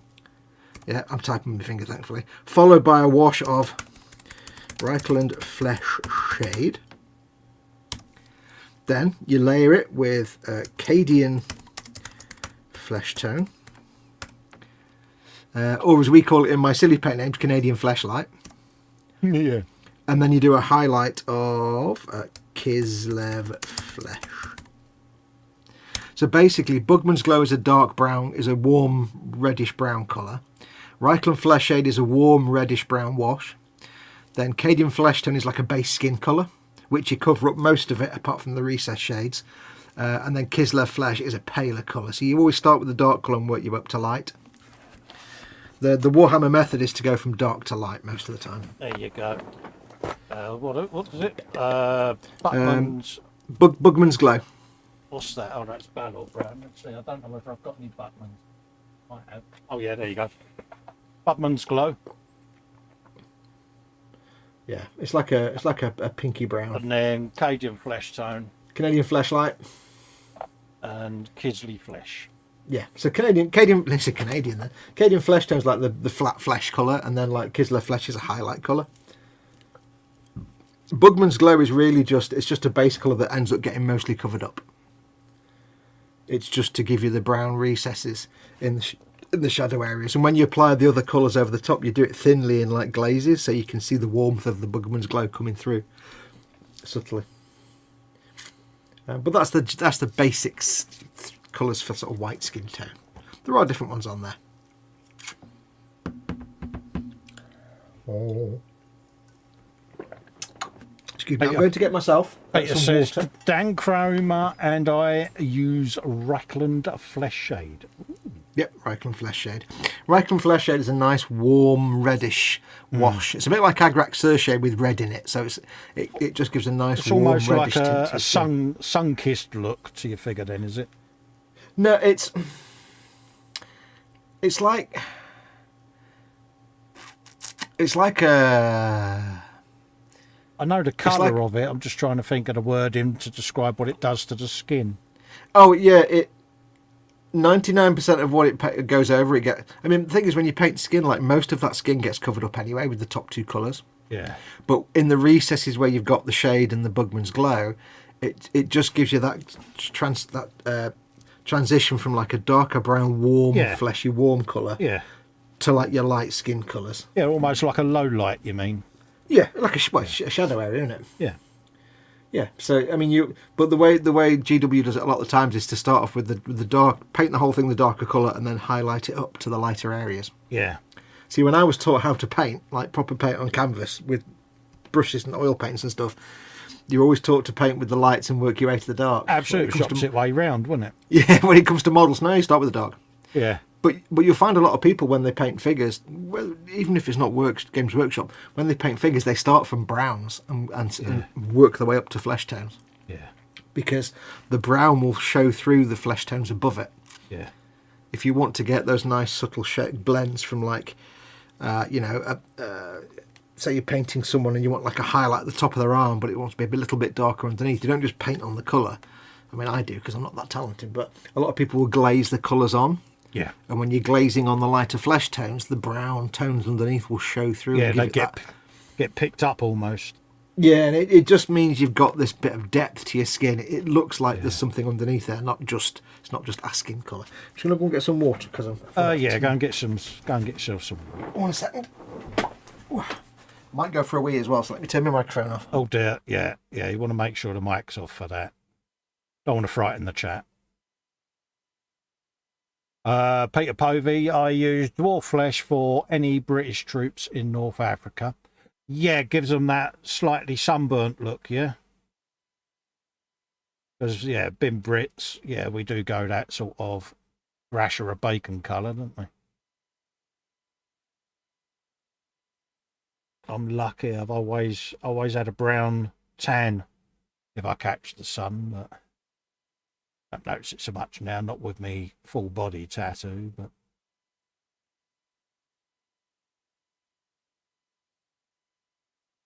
bulk of me body, should I say.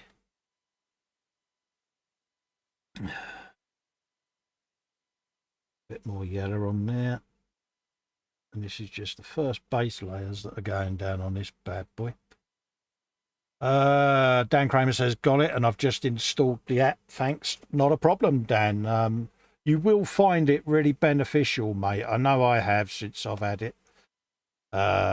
Because, I can see, or if I'm not sure of a certain colour band that I need for the model, I can just go into the app and it'll tell me. So it's proved invaluable, mate, and especially keeping an eye on what paints you've got, because trying to remember all the names and the colours you've got offhand can be difficult, but you can just pick up your phone or your iPad, whatever you've got it installed on, and it tells you there and then, mate. So it's invaluable for that.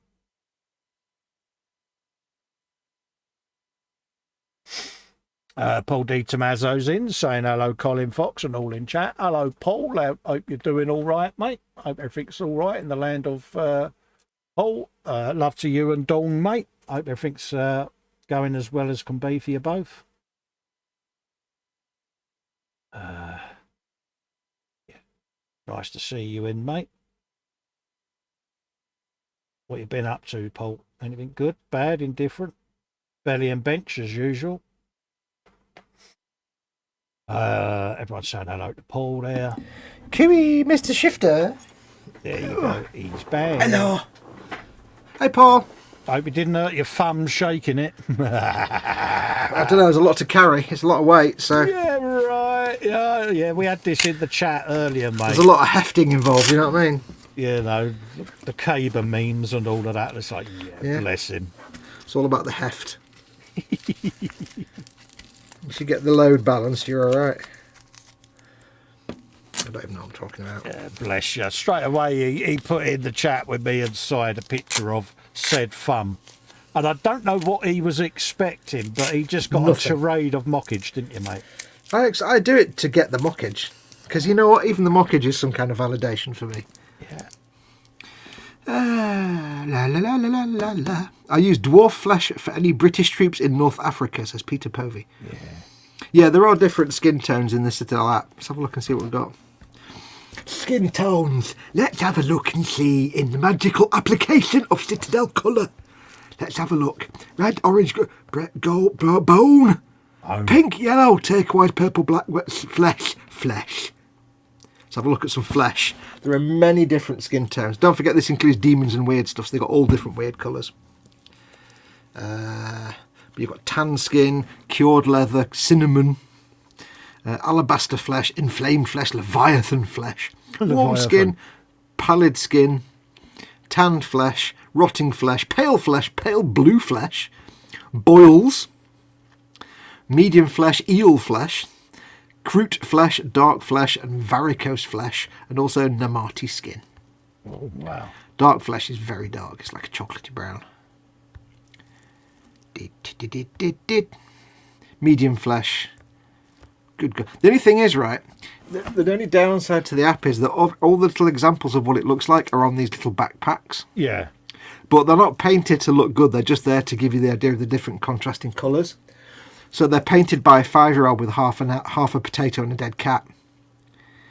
And the funny thing is, as you go through them, if you imagine there must be like 1,000 different colour schemes on this app.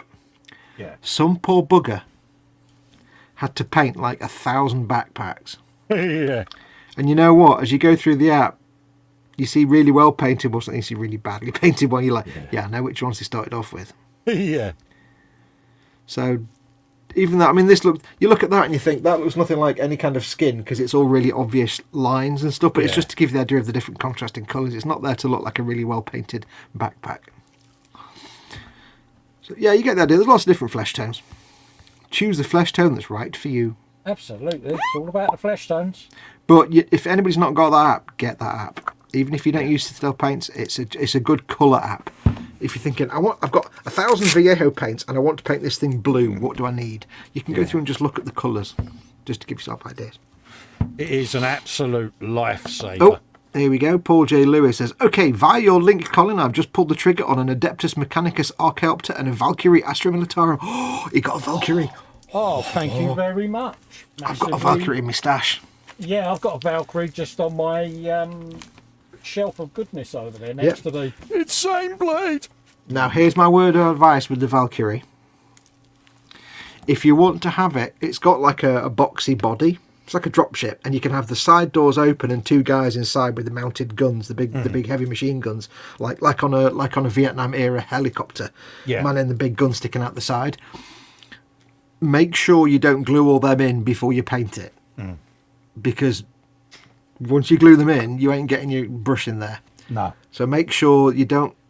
I can't remember how you're supposed to do it, but you have to kind of get them in place so you can put it all together at the end, so you can paint the interior and keep the roof off. Yeah. And then put the gunners in place and put the roof on top. Yeah, I did the gunners and the guns as a complete assembly that was clicked in once it was finished. Yeah, because if I remember rightly, the roof part just kind of snaps on really nice, doesn't it? You still have to glue it, but it fits together really nice. So, yeah, don't just build all the dudes inside. If you want the doors open, don't build the dudes inside and then realise you can't get in there to paint.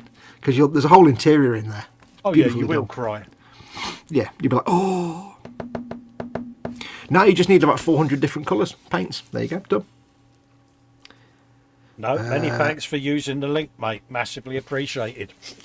Yeah, Panzer Cat says, no mouldy zombie flesh. I think you'll find on the Citadel colour app by Citadel of Paris. Muse is in. Hello, Muse. How you doing, Hey, Muse. darling?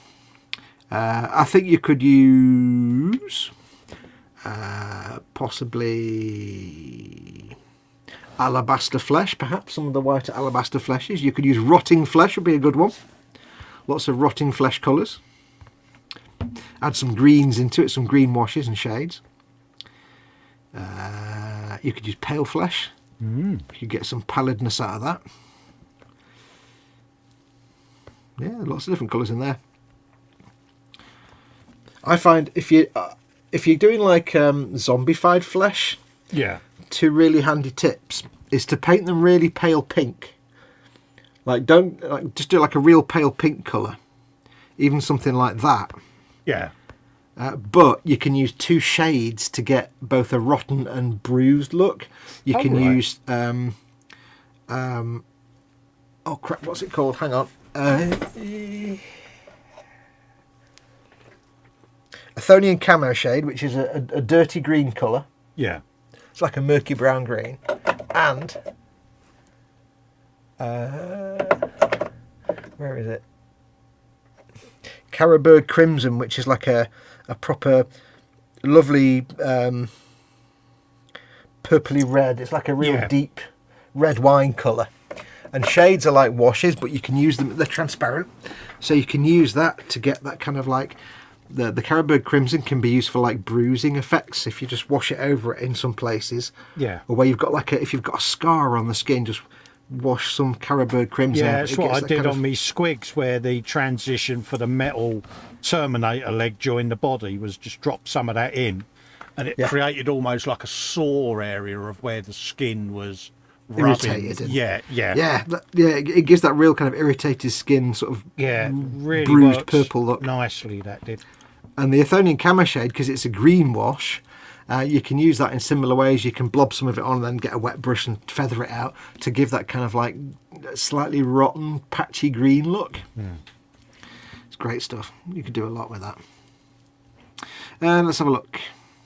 Paul DiTomaso says, nothing new and exciting to report. Same old crap, different day, still port and whatnot, lol. Oh, bless you, mate. Yeah, it's impacting us all now, mate. It really is. Everybody's struggling right now, isn't it? Cool, Peter Povey says, Festa, that vehicle you're building on the E-model stream would look great as a zombie apocalypse truck. Yeah. I saw what you did there, yeah. Yeah. You know about Muse sneaking in because you've already responded? Yeah, absolutely. I don't even know which emoji that is, the one with the hug and the... I don't even know how you do that emoji. What's the symbol? What's the typing symbol for that? Hugs. Virtual hug. What, you just type in... is it :hug or something? Oh, yeah, virtual hug. Let me try it. But yeah, So when you click Jeff- the little smiley face on the chat, you'll see it pop up there. It's one of the icons. Oh, there we go. Yeah. I've done that one instead. I don't know what that one is. But yeah. It's a little man with a something, I don't know. Yeah. I've done it wrong now. He Why had is it not one. He had one job, Muse.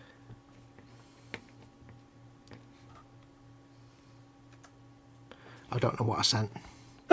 You twit. Well, I don't know. If for some reason it's not locking on. There we go. I don't know. I don't even know if it sent it. I probably didn't. Oh no, there you go. It's a little man doing something. I might be giving someone the flipping the bird. I'm not even sure. I could be flipping the bird. I don't know. Check private chat. Edward Leonard. Bourbon and late night shopping go together like peas in a pod. Check the late night chat. Virtual chat in StreamYard Hangout. You'll see I've put it in there.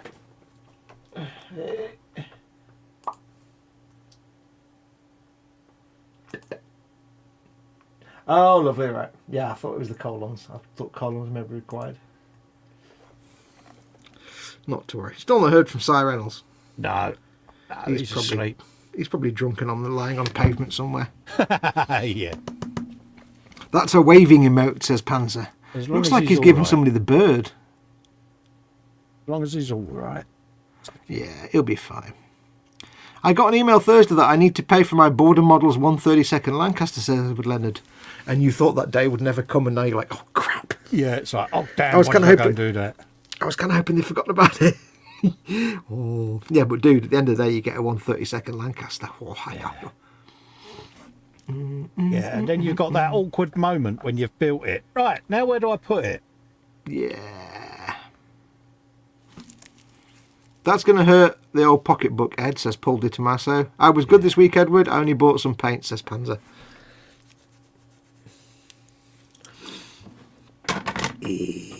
Well, I got to try out my new wet palette. Not my new wet palette, it's but good, my... isn't it? And also, you found my tip useful, didn't you, about your Beg your pardon? Optivisor? Oh, yeah. The only problem I'm having with it is, I don't know if it's just my particular visor, right? It's really good. If I take my glasses off, it's really good. The only pain in the arse is that this thing is rubbish. Oh, yeah, It doesn't they come undone. It just goes, I put it on and it goes... Yeah, they just I'm keep like- sliding undone. I'm going to like adjust world's mine to worst- position, and I'm going to actually epoxy resin it as to... Yeah. Because it's like world's worst ratchet. Yeah, It's they got are it had one job. Because basically you put it on, it's handy that it's got this so you can tighten it on your head. But as soon as you put it on, the weight of it just makes it go... Yeah, it unravels. Yeah, and I end up with the thing around my eyes, and I look like Georgia LaForge. Yeah, no, you're not alone, mate. Yes. I may just have to, I don't know. Yeah, it's going to have the epoxy resin introduced. Yeah. I should just make sure that I do it without it being on my head, otherwise it'll be epoxied to my head, won't it? Yes.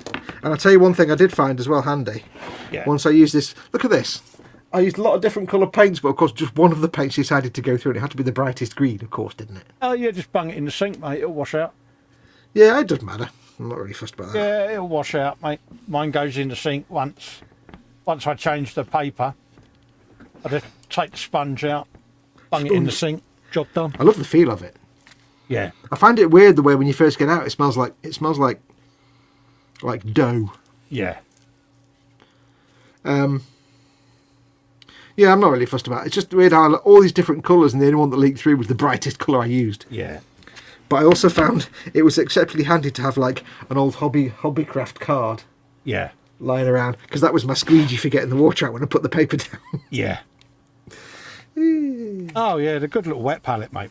I like them. Yeah. Hello, Mama Fox.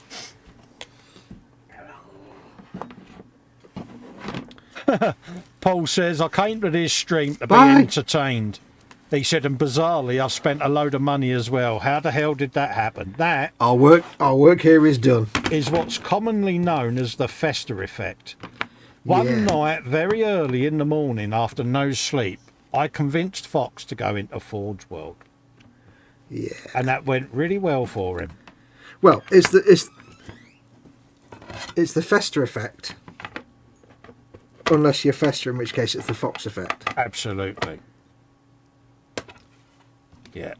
We do convince each other to spend loads of money. Yeah. Normally in Forge World. I'll be back in 1 second, guys. Yeah, just keep an eye on her, mate. Make sure she's all right, buddy. There you go. Yeah, Forge World is addictive, I must admit. They do some lovely stuff, but it is one of those that it is expensive, and so I choose very carefully what I'm after, and then that's it. I don't go any further than that with it. La, la, la, la, la, la, la. Yes, if you're ever in a conversation with Colin, don't have any of your credit cards or bank cards anywhere near to hand. No, it'll only go Especially if he tries to get you to go to Forge World. If he says, if you go to Forge World, just manhandle him to the ground and tape him to the floor or something. Mind you, I shall be going on there at some point to get a cannon and things like that with a big Super squig cannon! off, so. Yes. Look what arrived the other day for me. Oh. I've got some custom minifigs ordered. I have a plan for them. The Fox I have a plan. Legos. There will be some painting required. Yeah. I've ordered a couple of Foxy heads. Yeah. that are from some Lego thing, but they look a bit like proper Foxy heads. Yeah. And I'll have to paint on some red sneakers, and I'll have to paint the Foxy head to fit. Yeah. But I went for like a generic white, because what I'm going to do is keep the head white, because that's the whites of the eyes, you see. Yeah. The fox head has got holes in where the eyes. It's like a mask. Oh. And it's got my brown safari jacket. Oh, you're good. But I was sitting there thinking, okay, I could repaint it, but it's like most of it you can't repaint, because the moment you move anything, the paint will just scrape off. Yeah, unless you have them in a fixed position. Yeah, like you can't repaint the legs, because if you repainted those pants bits there. Yeah. So I made sure I got some like jeans coloured pants. I can paint sneakers on them. And I'll have to paint the head and stuff, the mask when it comes. But they came in a little matchbox. Oh. From where's it from? Minifigs.me. Oh, says right, hello. yeah. Says hello. How lovely. I got excited because it says design your own minifigs, but it's like they just give you a white minifig that you can draw a little doodle on it, and that's only on the front. I'm like, oh, that's rubbish. Yeah. It's like, yeah. Not quite what you thought it would be then. No, you can upload your own images to go on like the t-shirt and stuff, but it's a bit limited. Yeah. La la la la la la la. Where are we? The only Lancaster I can afford, says Paul Di Tommaso, is the Meng Chibi Lank I bought that months ago. Yeah. Things will turn round for you at some point, Paul. Yeah. Dan Kramer says, I think I may try to get one Citadel paint per paycheck so it doesn't hit too hard. Today's payday, so I can now hit the Warhammer store. You think he's going to go to the Warhammer store and buy one paint? Well, for it to be cost effective for postage, you want more than one, won't you? Otherwise, that's a very expensive way of getting your paint. Yeah, if you're going to an actual physical Warhammer store. Oh. you know, coming out with one paint, mate. No. Should we do it now? No. Oh, well, there's a copyright. There you go. That's your 2-hour alarm. Yeah, I'll stand up imminently. Please be upstanding for the standing up of the upstandingness. I love his optimism. I love this little naive little sort. I'm going to the Warhammer store to buy one paint. I did that once. I came back with the Imperial Knight Renegade set and two Beyblades. I'm lucky I've never stepped foot in a Warhammer store yet. You'll have your chance one day. So I've survived. There will be one near you. Oh, yeah, I know exactly where it is. In but there you go then. I know it's there because my boy goes there. Yeah. Well, let us know how your one paint purchase goes if you're going to a physical store then, Dan. We already know how it's going to go. It's going to come out with 3 kits and a dozen paints. What's the betting? Yeah. At least one Imperial Knight or a Beyblade. Yeah. Set of brushes, some cutters, a water pot. Yeah. Don't forget some Labia Mermaids. Yeah, it's how it starts. Panzer says that's how I collected the Vallejo range, 5 at a time over a year. Yeah. Yeah, I mean, when I'm able to afford paints and stuff, I just tend to get paints for the project I'm doing. Yeah. And I'll tend to have, like, because I've built them up over many years, I tend to have most of the colours I need. So for a build, I might end up buying like 1 or 2 paints. Yeah. That's how mine's grown. It's just choosing the colours that I need for parts of the build, because luckily most of the colour schemes are similar because it's your clan. Yeah, like Colin's building like Bad Moon's Orcs, so all his orcs have got the same basic colour palette. Yeah. We're up to. The reason I bought that Lancaster is the story behind it about Wingnut Wings and Peter Jackson, says Edwin Leonard. Muse says, I got an Airfix one. She posted it on her hobby Facebook page. Oh, good girl. There's my eyes are itching. I have a store here in town, no shipping, says Dan Kramer. I think you should physically go to the store. Well, being that you haven't got to pay postage, why don't you get more? Pick up extra paint then. See what I did there, Fox? Yeah. If you just imagine that you would have had to pay like, $150 in shipping, and instead use that money, see that as now free money. Muse says, I've gone into the Warhammer store and only bought one paint. Hang on, I'll start again. I've gone into the Warhammer store and only bought paint. One time I got out without spending a cent. It can be done. Yeah, but Muse, that's you. Nobody's going to argue with you, so you're not a bloke for a start. We're weak. Yeah, we are inferior. You get any male going to a Warhammer who likes Warhammer or model making, and say go into this store and buy one paint. They'll walk in, they'll be like, yeah, big boy made me buy it all and then run away. It's a bit like saying to a man, go into the stripper club but don't look at the women. It's not going to happen. Yeah.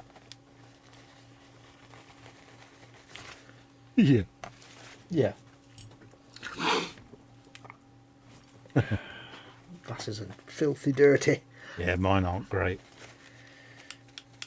It's like I've just got this image of like a electrician or plumber or something having to go into a strip club to do a little bit of work for a 10-minute job and billing it as 12 hours or something. Yeah. What was it? I'd change a fuse. Yeah, 12 hours. 12 hours and night out money. Yeah. If I have to buy a load of Citadel paints for my new Warhammer kits, I'm going to need a whole new rack to store them in. Bugger. This channel is costing me a fortune. Thanks for that, Colin and Fox. It's all right, mate. Glad we could be of service, buddy. Yep. This is what we do. Have you got a 3D printer? You could print your own rack. Yep. Exactly. If you'd like to know what 3D printer you can buy, have a look on my website. It's on my Amazon store. Yeah. Exactly. See what I did there. Yep, exactly. This is the channel, folks, where you can save money. Model Cave looks like a great store too, says Candygram. Time to go back to work later all, says Muse. Take care, Muse. Take care, Muse. Thank you for coming in. Bye. Bye. I don't even buy the paint anymore. There are so many brands that are less money and better quality, says Muse. That's the thing about the paints. I think the Citadel ones are the best by far for brush painting, but other people's taste may vary, you know. I'm not saying I'm right. For me, they're the best ones, but for someone else, they may prefer, you know, Viejo or Army Painter or a Scale 75 or some of the other paints. They may have their own, preferred brands. I'm just used to Citadels now, so. My budget's tight. I can't splurge much, so I have a lot of specific other bits I need for projects. I need to get control boards for my Razor Crest, higher priority than paints. It's all just unnecessary luxuries, so take your time. This is it. Rome wasn't built in a day. No. It was built by slaves. You know, when I first started this journey last year, I had three pots of Citadel paint. And that was it. And then I sent him a message. Yeah. It was a very long message. That 2 a.m. one was the best one, wasn't it? Oh, have you seen this? I was like, damn you and your early messages. I've just gone in and bought that. Oh, yeah. The worst thing you can do if you... the worst thing you can do is be my friend and say, what's all this Warhammer about? Yeah. No, I don't have a 3D printer, Colin. Stop it now. My wallet already hates both of you. I probably shouldn't mention then that I also have a Goblin Gaming account. Absolutely. You can use. So you can use either mine or Colin's for the same savings. I have the links under my videos. See what he did there. Self-righteous pimping. Good man. Yeah. Okay. But not when you're on Colin's channel. That wouldn't be right.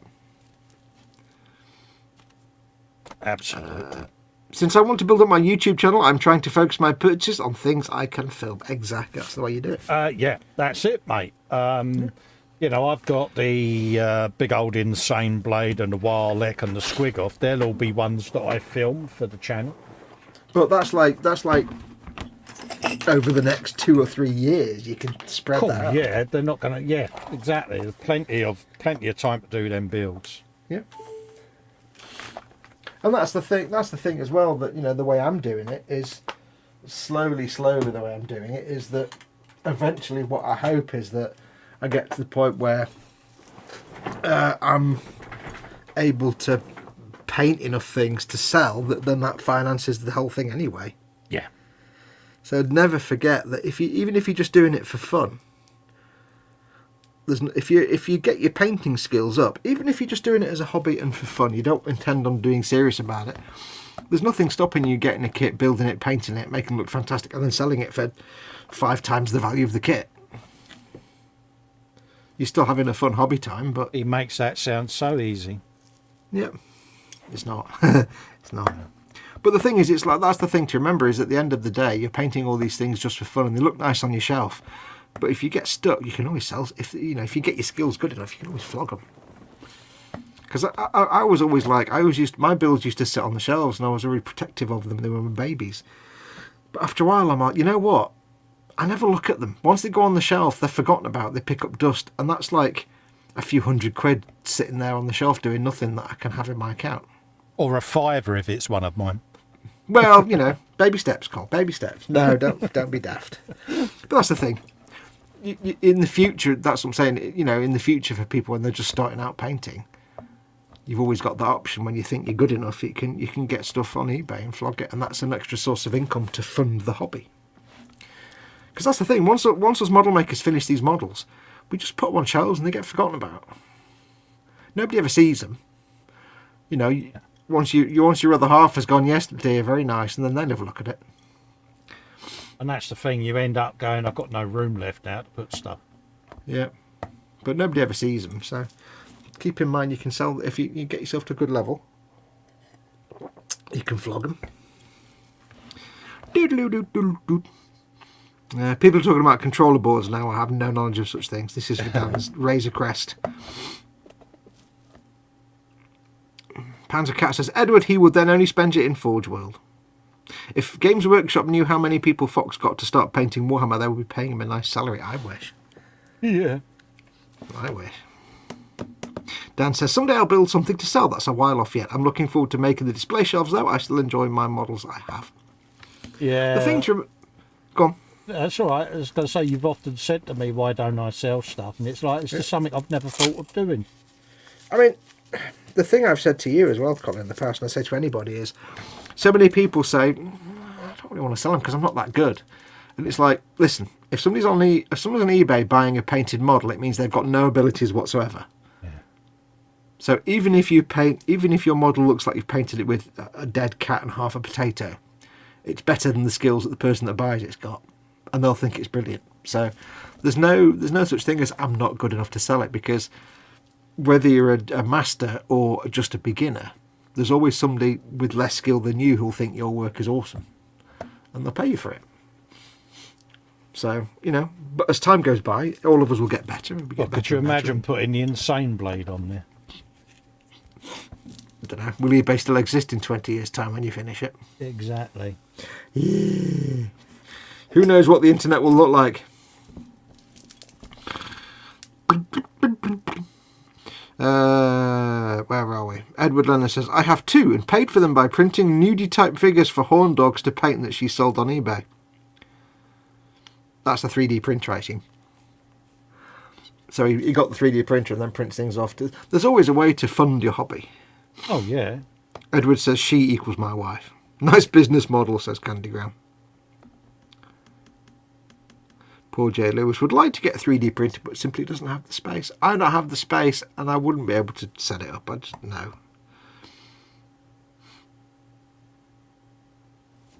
I can't even wear a plug, so it's not even worth me thinking about it. She deserves all the credit, says Edward. She asked me to do it.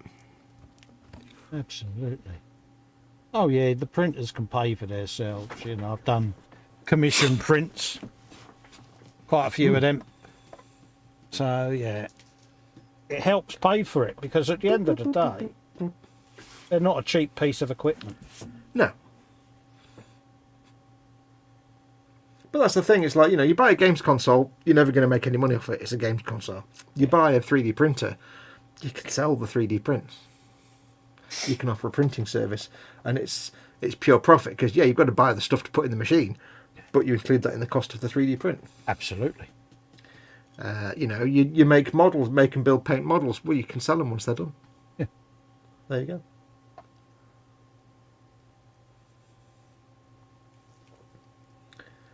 And at the end of the day, even if you build a kit, if you get a kit for like 25 quid and you stick it on eBay and sell it for 40 quid, fully painted, and somebody's just going to buy it to strip it down, it doesn't matter. You still made a little bit of money on it. Still made a bit of money. Yeah, you've paid for the kit that you spent a while learning how to paint on. Yeah.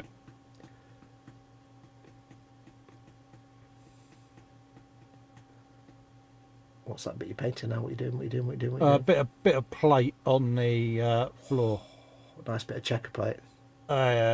Checker plate is just to the side. It's going to be done lighter. This is just a lead belcher base going on it, and then I'll do some colours on the plates, and then bring out the lead belcher, if you know what I mean. Breaking the copyright. There you go. Always goes off when you're painting. I know. Yeah. But yeah, it's just to get a bit of lead belcher down. Tell you what, Agrax Earthshade is so nice on metallic colours to make them look slightly worn and rusty. Yeah, Without making them look too rusty, just like dirty and rusty. absolutely. Subtle brown tinge. It's so nice. Yeah, it just gives it that. Been a lot of footfall over it, and Yeah, with a hint of rust, but only very subtle. This is the part of the paint job I hate the most, because everything is one-dimensional because you're just putting base colours down, aren't you? And, Yeah. But you just gotta Citadel persevere with it. Citadel should offer big time money to license the insane blade. Yeah. It would be big time money to buy a bit of Raggy. Yeah. Raggy ain't cheap, you know. Yeah, Raggy's making an appearance on quite a lot of the builds now. If you sold the Bane blade for £1,000, then £998 of that would be for Raggy. Yeah. It's even now, I mean, obviously it's been in storage, hasn't it, whilst I've been moving the man cave round, but when I put that on the shelf the other night, I was like, yes, you're back. The thing that gets me is like when people see it, they're gobsmacked by it, and you've not even painted it yet. No, That's the best bit. It's not even painted yet. It's only got a base colour of Avalanche Sunset down over. I know, and even that's just like a rough base coat. It's not even like so. Yeah. Just imagine what it's gonna be like when it's fully painted and people see it. I mean, people are just going, "Whoa!" Oh yeah, it's just a bit of pre-shading and a quick mist over with some Avalanche Sunset. Yeah. And I only did that just to try to bring everything together in one sort of uniform colour, just so that I could get just to get the kit to talk to me. So yeah. Paul says, speaking of 3D printers, what's the most commonly used 3D/CAD software? Dan Kramer says he uses Fusion 360. He's got a free hobby license. Yeah, I tend to use Mesh Room, Mesh Mixture, Tinkercad, bit of Fusion 360. Panzercat says, okay, folks, time for me to head back. Catch up with some of you in the streams over the weekend. Take care, Panzer. Take care, Thank you mate. for coming in.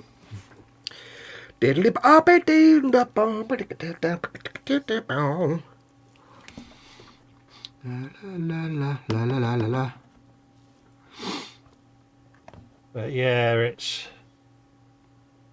an interesting thing with the 3D printing, because, like I say, I enjoy the designing and modifying of STL files and all of that lot. So, have you printed out a 3D Craftsman yet? No, I'm going to. I did the little hugs that Duncan did, and the I've got them. Deathcore. Oh god, yeah, I need to paint them, don't I? So I've done them. No, I haven't done a Craftsman yet, but I will. You downloaded it, didn't you? I think. Yeah, I've downloaded it. Yeah, you bought it, didn't you? It was $5 or something. Yeah. Craftsman. I'm sitting here right now wearing my Craft Nation Presents T-shirt. How are you? And just yesterday I was reading my Hello Wonderful Person T-shirt from that other channel. The one yeah. Alex Whatsit. The one that does the science and astronomy thing every day. Hello Wonderful Person. In today's video, I can't remember his name now. Gone from me, mate. I haven't had trouble remembering my own name, let alone anything else. Yeah.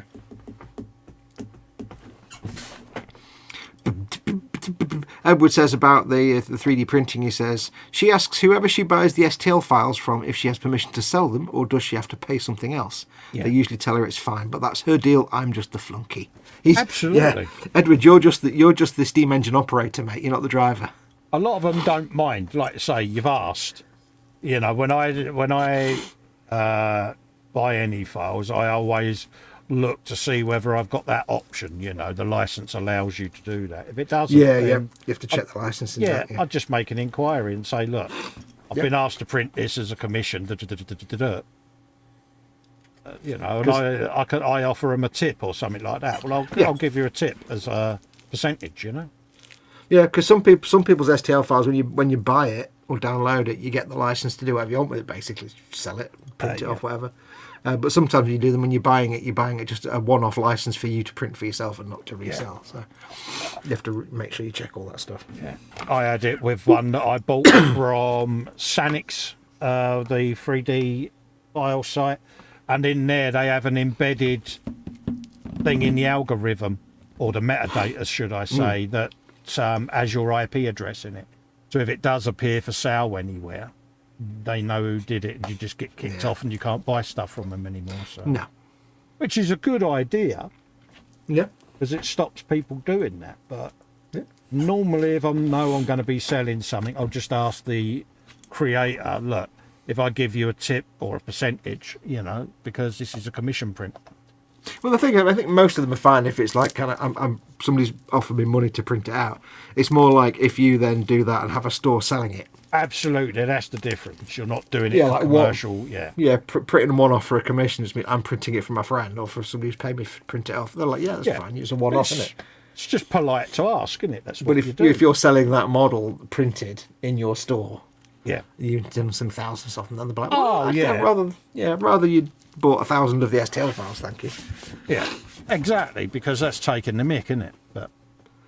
But Dan Kramer says, what was the site, Colin? Was it Sanix? It was hard to tell what you said. Yeah, Sanix, Sanix. It's where I got the Mad Max figure. Candy Graham says, I've used SolidWorks for 3D modelling. The last 3D modelling I did was on 3D Studio Max in the early 2000s. Oh, 3ds Max, yeah. Yeah, and that was building sets for my comic strip at the time I was doing. Yeah.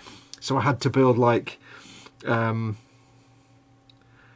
had to build American cars. I had to build like street scenes. I had to build a bar, Yeah. a jazz bar, and other buildings because I was Yeah. drawing a comic strip, but I didn't want to have to draw the locations. So I thought, why not make 3D models of the thing? And I rendered them in like, I rendered them in a pen and ink style. Yeah. It's cell shaded, and then just drew the characters over the top. It was like, I don't want to have to draw this bar with 1,000 beer bottles on the shelf every time I'm doing a 20 panel set in this bar, so why don't you make a set? And then I'd move the camera around for each panel, you see, Yeah, makes sense. and then just draw the characters in. That was going back 20 years, that was. The first thing I ever made all by myself with my own fair hand, was an American style fire escape. Oh, right, yeah. Like, you know, the platform, then the steps, and the platform, then the steps, like the zigzag pattern. Yeah, yeah. I did that, and then I put a building on the side, because I was building like a back street behind this bar in the comic strip. Yeah. So I had to build like, I had loads of like textures and stuff and things that I could apply to all the buildings, but I had to build the meshes of the buildings. Were easy, it's just a square. But I built the fire escape with all the little rails and the little jig. And I was like, I was like, wow, I made this. It's brilliant. Proper into it. Yeah. Yeah, took me like about 18 million years. That was way back in my 30s. That was. Paul Lewis says, bad news, my bottle of JD's empty. There you go. You can't have an empty bottle of Jack, mate. No. That's criminal, mate. Criminal. That's criminal, that is. Need a lot more chat faster, folks, because this is my new job now. He's reading the chat. Oh, bless you. It's not going fast enough. More we chat. won't be on late tonight. We'll come off at 3. Okay, if it's up to you. That'll I'm be all right, I'm perfect for me, because I've got to eat yet, and it'll be my allotted bench time done then. So. fine. Have you got to do massive pooping as well? No, that's all been taken care of, mate. Oh, very good. Very good. Glad to hear it. Yeah. Da, da, da, da, da. No, it's Friday. I was been at the bench for a little while before the show, so I had a few things I wanted to get done. So Good lad. I'm just debating whether to do a cyberpunk stream tomorrow. oh right, yeah. Your system handled it all right in the end, did it? Yeah, it's fine. It's just the 3 till 6 slot that I normally do at the minute for like Skyrim and stuff is just not. It's not ideal at the minute with Mama Fox. Yeah. But if I do it like 9 p.m. up to midnight, Yeah. she's up, but she's been drinking tea all day, so she can be left to her own devices for 2 or 3 hours. Yeah, and it's a nice little. Yeah. What's Dan saying? He's looking at Sanix 3D Com now. Really nice stuff on there. Yeah. Mm-hmm. I got the Mad Max figure on the Road Warrior film from there, and there was quite a thing with the licensing on there, you know, and they like, you know, if we do see the STL file for sale anywhere, it has got your IP address encrypted in the file you download, so, which is a good thing at the end of the day. But well, it's probably also a licensed model as well. I don't might know, be, mate. maybe. I didn't do Possibly. much reading on it, but yeah. But I don't mind that because, you know, it's Yeah. I mean, they may have had to pay for the license to be able to sell that model because it's a likeness of. Yeah, they've probably had to play The production company. Yeah, whatever his name was. Movie company or whatever. Yeah, So that's why they're being quite stringent on that. but I don't mind that. You know, there's some brilliant figures on there, Dan. You will be blown away on there, mate, by a lot of them because Nobody does a good tactical drawing. Bastards. And that's the thing, you know, the STL files, you know, I don't mind. I buy a few, you know, but obviously not loads, but No. it's I don't know just if I'll something be able. different. I don't know if I'll be able to paint a figure that size because like little tiny, like, you know, heroic scale Warhammer figure, painting the skin on that's easy. Painting a figure that's that big though, I kind of hope you can because you've got one coming your way soon. have I? Okay, I'll figure it I kind of out. hope you can. I'll figure it out. I'm not going to give it away, but what it is, but No. Okay. No. I'm sure I'll be able to. yeah, it's like, don't say that. But yeah, you'll be all right. I think this will be up your street. Yeah, I can paint Jar Jar Binks, no problem. No, I wouldn't do that to you, mate. It'd probably be easy to paint, to be honest. Yeah, no, I wouldn't waste the resin on that, mate. I wouldn't do that to you. But The no, thing is, it's- though, right? That's like I always said. The actual character design is great. Yeah, It's just the character is terrible. Yeah. The voice. no, it's been something I wanted to print for you for a little while. Oh, and thank you I very much. acquired the STL file, and Why, thank you very much. and I thought very yeah, kind it's of you. just my way of saying thanks for your support. Will you let me give you some money towards it? No, No? Okay. no, it's my way of saying thanks for putting up with my weirdness. It's a lot of weirdness to put with, I've got to agree. Yeah, but I have no problem paying a 3D modeler for their work. I explained it to her and told her to follow the rules. She then exit stage left, yeah, says Edward. There's great stuff on there, even Fallout power armor. yeah. Bippity-bitty. It is surprising how it's taken off, you know, but I still don't think 3D printing will replace scale model kits per se. No, I think- not for a long time. No, yet. I think it's great for detail up or the odd solid state figure, that type of thing, but Yeah. certainly for sort of the sprue based scale model kits, no, I don't think it will. No, I mean, not until setting up a 3D printer is as easy as plugging in a USB microphone or a USB hard drive, so you just plug it in literally and do nothing. Yeah, but Not it until it's- is. Well, no, it's not, though, is it? I mean, 'Cause my you've got- Ergo Mars took me about 15 minutes, get it out of the box, plug it in, read the instructions, calibrate it, done. Yeah, the calibrator. That's what I'm saying. Not until somebody in their 60s can get one and plug it. Doesn't know what they're doing, can get one, plug it in. Yeah, but Or I like don't know. Yeah, I mean, I've come across a few people that have bought them that have been very similar to yourself that have said, "Oh, I'd never do it," and it's like 10 minutes later, they're like, "God, that was easy." Yeah, I know, but I think literally when they become 100% absolute, just literally plug it in, Yeah. it goes. It just. I think when it gets to that point and they're like 40 quid and the print quality is as good as injection molded plastic, then I think It's like any technology. I didn't know this, but did you know in the late 60s, early 70s, a microwave would have set you back like $1,500? Yeah. And they were ridiculously expensive. Oh, but yeah. over the years, they just became more and more ubiquitous to the point where they were like $20. Oh, They yeah. became just a piece of crap they have in the house. They have crappy ones. It's when you start getting... Because right now when you buy a 3D printer, they tend to be expensive pieces of kit. It's when you start getting the cheap ones and the decent ones. When you get the cheap, crappy Chinese knockoff ones, Yeah. that's when you know the real ones are at that ubiquitous level of just white goods. It's when they turn into white goods. That's when I think Yeah, they'll- I mean, my they'll break resin into it. printer was 220 quid. Yeah. Yeah, it's a lot of money, I think... but it's paid for itself, you know, because, all right, you've got to buy the resin and that, but the actual printer itself has paid for itself. Yeah. But I think when it gets to the point that they technically become a white good, Yeah. and you don't have to fart about with resin and stuff. You just buy, say, for example, a dirty great big cartridge that you plug in, and that's all the resin you need for one print.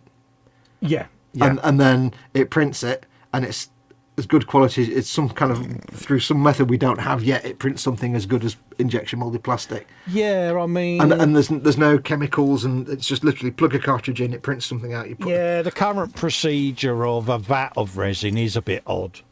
Yeah. But yeah, if they could have some kind of cartridge-based delivery system, I think it would take a lot of the faff and risk away from it. But, Well, if you imagine, right, modern 3D printing is like a wax disc playback device from like the Yeah. 1910s. yeah, I mean, we're only... But in this- when it turns into an iPod, when it becomes as slick as an iPod, that's Yeah. when it'll be mainstream. I mean, we're only in the second and third cycle of printers, so Oh yeah, seeing how it's developed, even since I got my resin printer, seeing the new range like the Saturn and the Jupiter that have come out, and you know, 8K resolution coming in, it's like, whoa, it's really, really becoming quite niche now. yeah. But again, That's the thing. I mean, they're still kind of like almost like specialist products, aren't they? 3D, they're like niche products. oh yeah, when it be- is. when- It's when no it becomes different mainstream. than what. Yeah, it's no different to what Games Workshop was to the average model builder 10 years ago. Yeah. Because Oh. most of us were used to Revell kits, Tamiya kits, and Warhammer stroke Games Workshop and tabletop gaming was seen as a niche side splinter, wasn't it, almost? Whereas now it's become norm that, you know, blokes like me that have got no intention of playing the game can still get as much enjoyment out of one of these kits. Yeah. So it's lost that, hasn't it? Yeah, but I mean, I think eventually they'll become mainstream enough, cheap enough, simple enough, and low maintenance enough that they just turn into a white good, and then everybody will have one. Did you Yeah, make a but- farty noise then? That may have been the case, but yeah, the day they come up with a Fox-proof 3D printer Yeah. is the day I turn up with an Afro, because yeah, Yeah. The thing is, the technology will advance in ways we can't even imagine. I mean, I reckon in like 10 or 20 years' time, you'll literally have a box you put on your desktop, you'll plug a cartridge in for the resin, you'll go, and it'll print the thing out in like 5 minutes, and you'll have the thing, and that'll be it. And Yeah. you won't even... that's the Fif- biggest fif- constraint at the moment is the time it takes to produce a print. Yeah. You know, 10, mean- 15 hours on average for a really high quality figure. I mean, for all we know, like 20, 30, 40 years from now, that technology might be completely outdated and obsolete. Anyway, we maybe have like printers that can manipulate things at the atomic level. Yeah. That can, you know, we already have, technically, we already have printers that can manipulate matter at the atomic level to assemble things together. But, you know, they're like ridiculously Yeah. complicated. I mean, I 50 years from now. Yeah, I mean, I've enjoyed learning the software, learning how to manipulate SGL files, learning how to cut SGL files into more manageable sizes, like figures. You know, you can separate the head, the arms, the torso, the leg. So you can make almost, you know, an easier to paint and assemble figure. And I enjoy that side of it. I love the creative side, you probably notice. But yeah, it's, for me, the biggest time constraint is time. You know, Yeah. it does take a long time to do highly detailed prints, but for me, I've got the time. I just walk off, leave the printer doing its thing, and that's it. Yeah. Peter Purvey says, would a 3D printer be able to help convert an Airfix 1/48 Nat to a two-seat trainer to a single-seater? And Dan Kramer says it might. Did the outer hull change? Yeah. Yeah, I mean, if it's just an interior change, then you can probably find... There'll probably be a... if you can't design it yourself, there'll probably be a 3D model of the cockpit somewhere. Well, this is it. I mean, we've got the wonderful thing now of 3D scanning that's becoming quite normal. And, you know, you can go through either photogrammetry or using LiDAR sensors on your cameras. And you can 3D scan an object, import it into the software, manipulate it, and send it to your printer. You know, that's just mad. So things like that, doing that cockpit, if you had a real-world example in a museum that you could photograph, you then take that down, shrink it down to the scale you want, print it out, and you've got yourself your cockpit. It's just mad. That's probably one of the other fun things, of course, is that there must be many people who got a 3D printer just for the fun of printing things off, and over time discovered a latent skill they didn't even know about, actually just 3D design. Yeah. There'll be people that started out just wanted to print things, and after a little while they suddenly realised they were actually designing stuff in the CAD software, and they had a flair for it. Absolutely. So, I've got... He says turning his camera carefully. Yeah, carefully now. I've got up there 3D printed figures that have all come out of the printer. You know, all right, they're a distance away, but, you know, you can really create wonderful things. And I've got my filament printer just next to me here. Filament. That is running Clipper, and then the yellow box there is the resin curing station, and then next to it is the other printer. Yeah.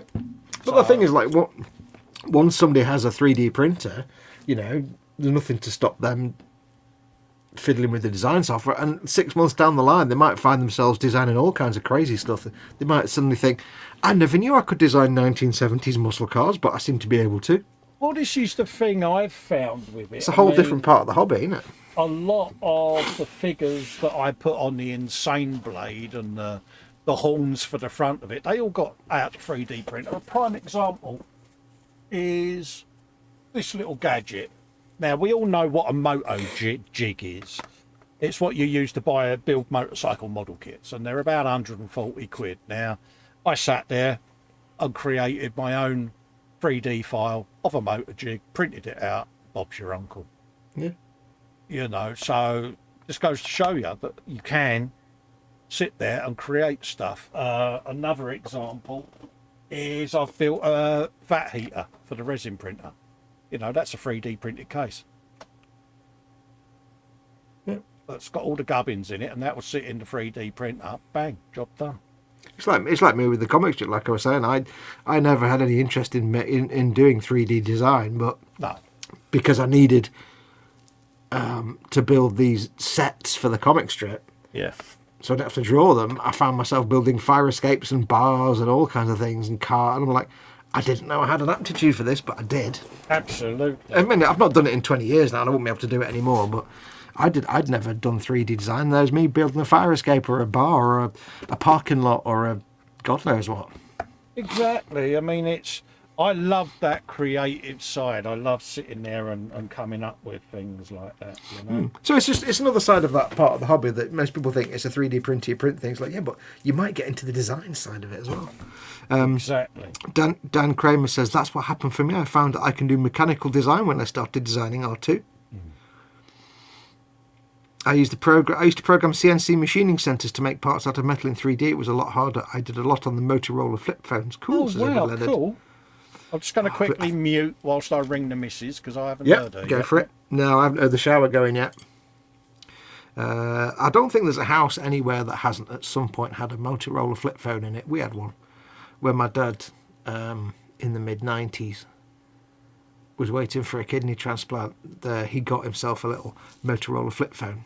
It was the first ever mobile phone in this entire family, just in case the hospital called him. And it was like, you know, had the pull-out aerial, little wibbly wobbly pull-out aerial with the blip on the end, and it was terrible.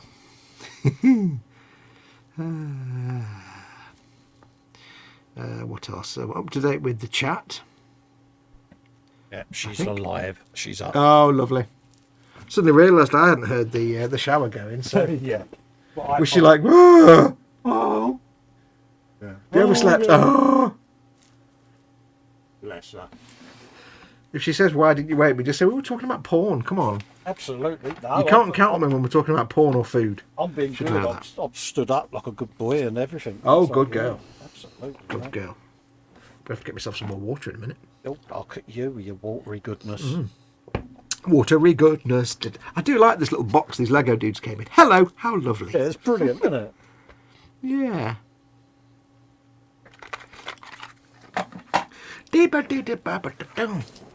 Come on, chap. Talk about things. I'm sitting here like Pithy on a rock, waiting for comments to bless pop up. it. Yeah, he's got twiddly thumb syndrome tonight 'cause he can't do anything. No pun intended.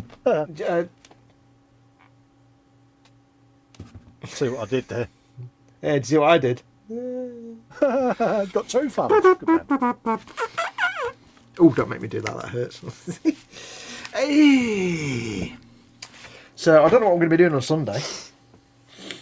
I might be all right by then. Hope I don't. Yeah, but like I say, just give it a rest, mate. But no, I'm just thinking actually, I can't. Gaming, mister. I was going to say I can't do a Cyberpunk stream tomorrow, can I? Because that's the worst thing I could do is game. Yeah, because you know what'll happen. It'll go wrong, and then you'll be kicking yourself because it's gone wrong. Well, no, I'll just break my thumb or something. My thumb will be even worse if I do gaming. Oh, and then he'll be in a sling. And, he'll Then be I'll have to on. have, like, He'll be on the crutches. breakfast TV show circuit, going, "Yeah, me and me thumb. What am I going to do?" I'll be laid up in bed, head to toe in plaster, and I expect you know if you turn up with like bags full of boiled eggs and Yeah, the nation will Laurel get a and Hardy day style. off work to sort of sit there and take in the fact that Fox has got a sore thumb. Do you know what? What? Every time I eat a hard-boiled egg, Mm-hmm. I always think it never tastes as good as Stan Laurel made it look. Do you remember when he used to sit there and he used to peel a hard-boiled egg and then eat it? Yeah, And he used to have that wistful, happy look on his face. yeah. What was it I watched the other day? I haven't seen Laurel and Hardy for a long time.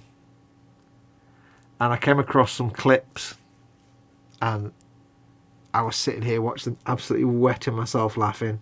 Classic slapstick, isn't it? And it was more just for like just the way Stan Laurel did stuff. Like he went. There was the one where they were working on a boat, and like Ollie was up the top of the mast painting it, and Stan was inside doing something. And for some reason, he decided he got his head stuck behind the mast inside, so we had to try and cut it with a saw. He was This is kind so of gormless good look.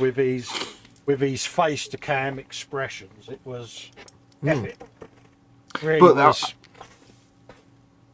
I was reading up about Stan and Ollie, and I read something that I'd been aware of, but never been aware of, if you know what I mean. Which is one of their little gags that's Stan would say something, like explain something, and Ollie would always say, "Well, explain that to me again," and then he'd try and explain it again, but he'd get it all messed up, and he'd never remember it the second time. Yeah. And I never realised, but there was a repeating gag in a lot of their films. Because Stan would say, like, you know, what if we do this, and then he does that, and she does this, and they do that. Yeah. And Ollie's like, wait, explain that to me again. Well, Yeah. what if... But he's already forgotten it, and he's kind of got it messed up, and it just goes a bit wrong. Yeah. And I was like, oh, it's just... They were geniuses of their time, weren't they? Still are. I mean, I could sit and watch their stuff and still giggle like a 5-year-old.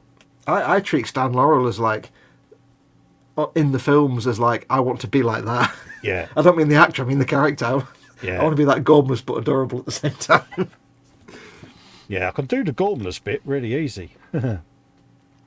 So, Fox, lighting and Warhammer model kits discussed. I've already fallen asleep now.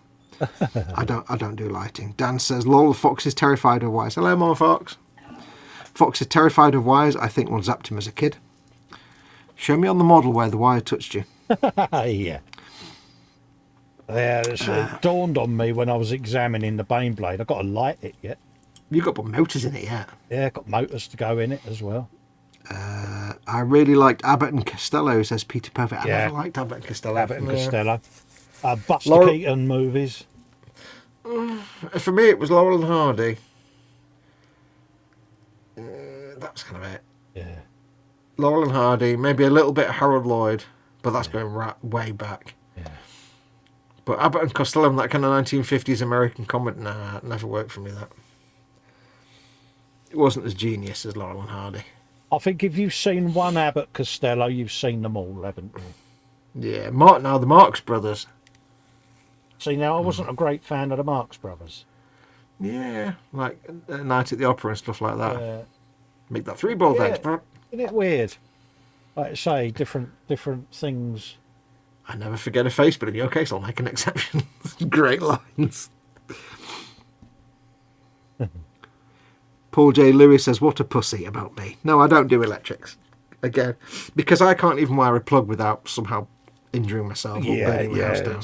Fox and electrics is something that shouldn't, by law, be allowed to happen. Last time I wired a plug, I literally had to look up how to do it on the internet. So, yeah, I've done electrics in a kit once, and that was because somebody actually sent me the lighting kit to just literally glue into the model. Yeah, you did that with the Eagle, wasn't it? Yeah, that was because somebody sent me that. I said, there you go, I've made a lighting kit for you, to glue it in. Yeah, and I had to make a little... You was unsure, wasn't you? You wasn't comfortable. Yeah. Well, I had to kind of cobble together some plastic revetments inside just to mount the thing, but it's like just bits of plastic card. But that was like, literally, it's pre-made, just literally put a battery on it. Yeah. Bang. I love putting lighting in kits. Took me an age to learn how to solder properly. I have no idea about such things. Yeah. Don't get me wrong, it can come in and look nice, but I found, like say I did the bus and a few lit cars and got some spaceships that are lit, but after a while you sit there and you think, how many times do I actually operate the lighting? You know, I think my bus has been switched on about a dozen times in the time I've built it. And it's like... Because to me, it's like... I think to myself, okay, I make this model, I do all the lighting, I take some pretty photographs, and then it goes on the shelf. Yeah. And because obviously there's always the risk of batteries leaking and whatnot, you're not going to leave it with batteries in it anyway. No. But then, are you really going to then want to turn it on by having to put the batteries in, fart about, put the and then turn it on? Just... I mean, on my lit ones, I tend to put a little jack plug underneath. So I plug the batteries into that, you know. So I've got a 4 battery pack that will light all my models. I just walk around, plug it in, switch it on. Yeah, that's how that works, you know. And... I mean, if it's the kind of model where it's, you know, if it was something that is more like a decoration. So let's say you made a massive model of the Enterprise A or something, and it doubles as basically a table lamp because of all the lights on it. Yeah. And it plugs into the mains, then okay, that's one thing you might leave plugged in because you can just have a USB power lead into it. But if it's something where you just got a few LED, you know, grain of wheat bulbs in there, and you've got a little watch battery, little flat watch battery, and you just flip, you're never going to turn that on again. No, if it's the kind of thing that's... Go on. I was going to say, if it's the kind of thing that sits on a shelf in the corner of the room and lights up the whole corner of the room, then, and you can plug it into the mains, you probably will leave that turned on because that's really nice. Yeah, my Starship Voyager, that's going to go on the shelf just above my aquarium. And that's going to have a remote control on it, so it'll switch on and off via the remote, and it'll just be nice because it's going to sit in front of a frosted narrow window. Yeah. So, it'll just sit there and it'll light up of an evening. Job done, but... Just keep an eye on them flashing LEDs that don't flash too fast. Yeah. I've seen people build Star Trek ships that look really nice. That one that Chris is doing, the big Enterprise...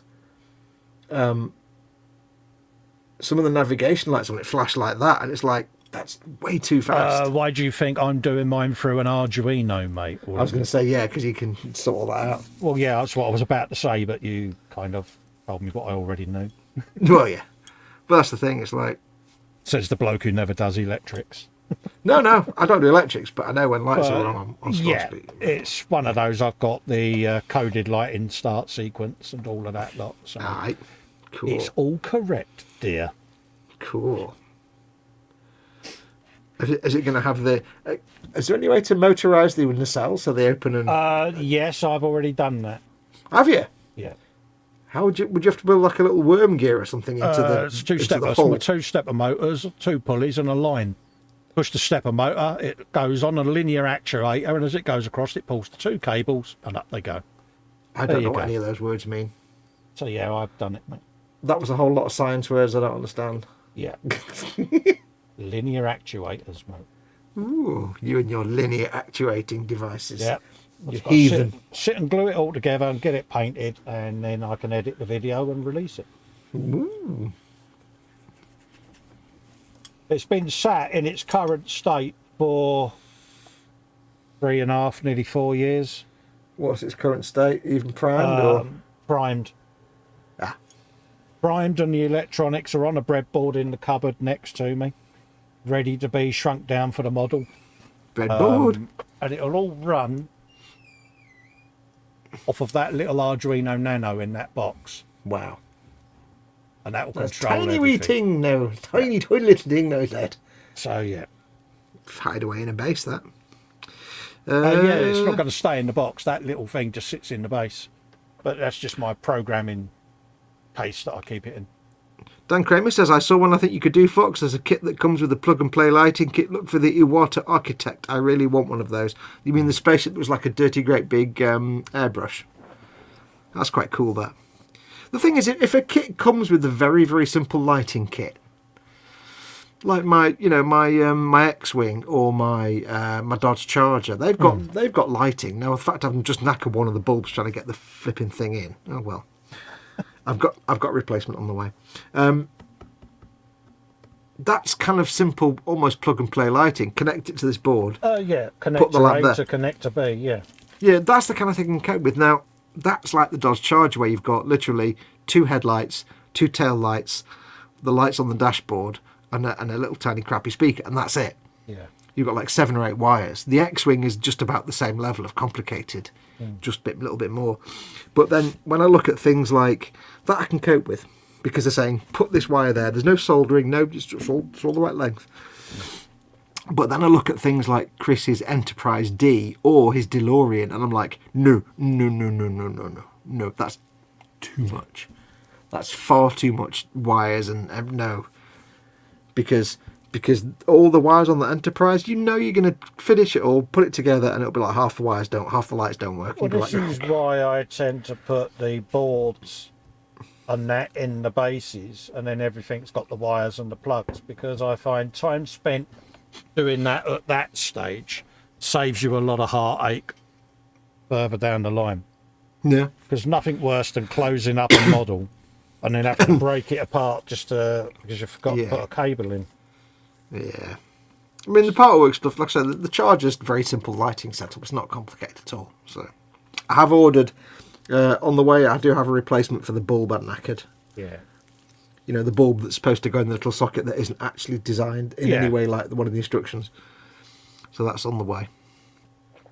Where are we up to? Holy cow, Peter Cushing was in the Laurel and Hardy film A Chump at Oxford in 1940, says Candygram. Oh, wow. Dan Kramer plans to have his Trek ships run off a USB hub that will be on mains power. I'm going to have the big Enterprise D be the centrepiece. Cool. Good man. Look forward to seeing that. Paul Lewis has ordered one of those Iwata Architect kits. It's coming from China. It won't be here till July. Damn. Come on, be honest. Did you just wiki or Google that? Says Paul Lewis to Candygram. Yes. He won't have known that Peter Cushing was in. As he says, as he started it with holy cow, then he's obviously just found out. Yeah. Edwin Lennon says, Laurel and Hardy, W.C. Fields, Abbott Costello, Dean Martin and Jerry Lewis, Bob Hope, Marx Brothers, Three Stooges, the Bowery Boys are the greatest. Yeah. Well, Dan Kramer says, innocent humour, wasn't it? Yeah. It was just good slapstick, but with a lot of visual comedy. That was the thing. That's where Stan Laurel, I think, had it nailed. Because his visual comedy was brilliant. It was absolute genius. Yeah, and you know, Oliver as well. Olive was like, just his mannerisms. Yeah, they couldn't have done them without each other, could they? Let's be honest. No. I mean, it's the fact that, you know, some of their movies had almost no dialogue at all. Yeah. And they were still hilarious. And those that did have dialogue, it was exceptionally cleverly crafted. It was very, very carefully crafted to be plays on words and very subtle. Usually focusing around Stan's inability to remember what he's just said. Yeah. And it was a naive way of understanding things. Yeah, it was just the way they would look at each other. Do you think that would just capture what they was thinking? Didn't have to say a word, did they? It was just like,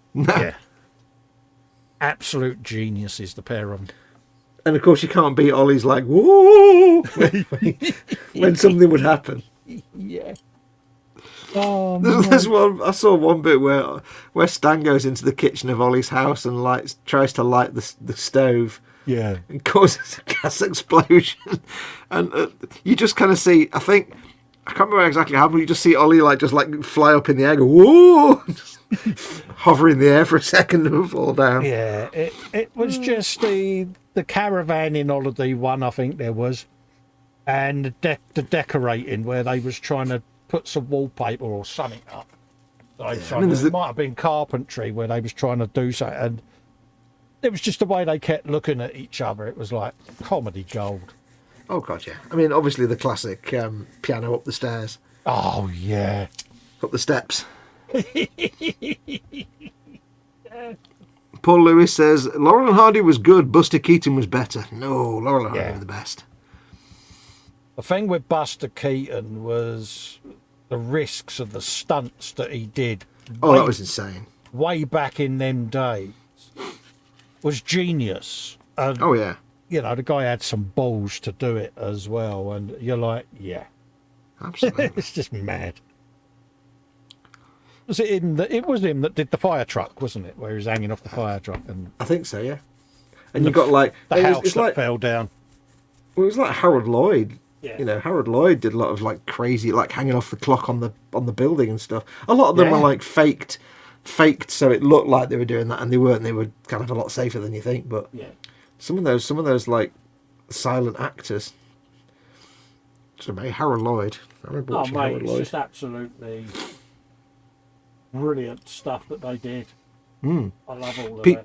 Peter Povey. I enjoyed some of Norman Wisdom's films. Wow. There's a blast from the past. Mr. Grimstyle. Mr. Grimstyle. Again, I found him a little bit like Abbott and Costello, where once you had watched one film, you kind of knew what was going to happen. It's a bit like Frank Spencer. Some others do have them. Oh, I can't stand Frank Spencer. You know, still. once you had watched one or two of them, you kind of knew the format, and it would. Yeah, I couldn't stand the Frank Spencer character. I just wanted to punch him. It was horrible. Yeah, it got overdone, didn't it? And I just found it. I just found it horrible and annoying. Edward Lennon says, my father used to wake me up at 3 a.m. when I was 11 because he found a W.C. Fields movie on and he knew I'd love them. He'd be like, shh, don't tell your mother. You can't beat The Plank, says Peter Povey. Yeah. It's a classic. Oh, the visual creativity of those films have yet to be equalled, says Candy, going back some of the older films. Well, this is it. When you think, you're talking of stuff that's 100 years old. Yeah. Laurel and Hardy's, what were they, in the early 20s and 30s? 30s and 40s. Yeah, so, nearly 100 years. It's like, bloody hell. Scary when you say it like that, isn't it? No, it's terrifying. It's scary when you say, good God, Fox, you're 50. What was it today? I was on some website that I'm already registered for. Yeah. What was it I was ordering? Wasn't that special website, was it? No, not my Gentleman's Special Interests website.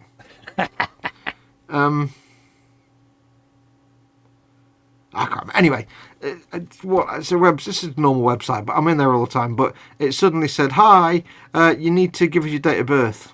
Huh? Yeah, because we need to make sure you're over 18. Well, I think I was buying... What was it? I don't even know what it was now. Yeah. It wasn't that kind of website. It's the one that's got the scrolly wheel that you have to keep scrolling down, isn't it? No.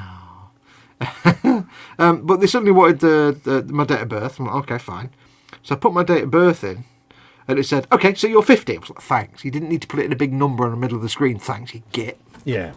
Yeah. It's like, what was it? The website now? It was... it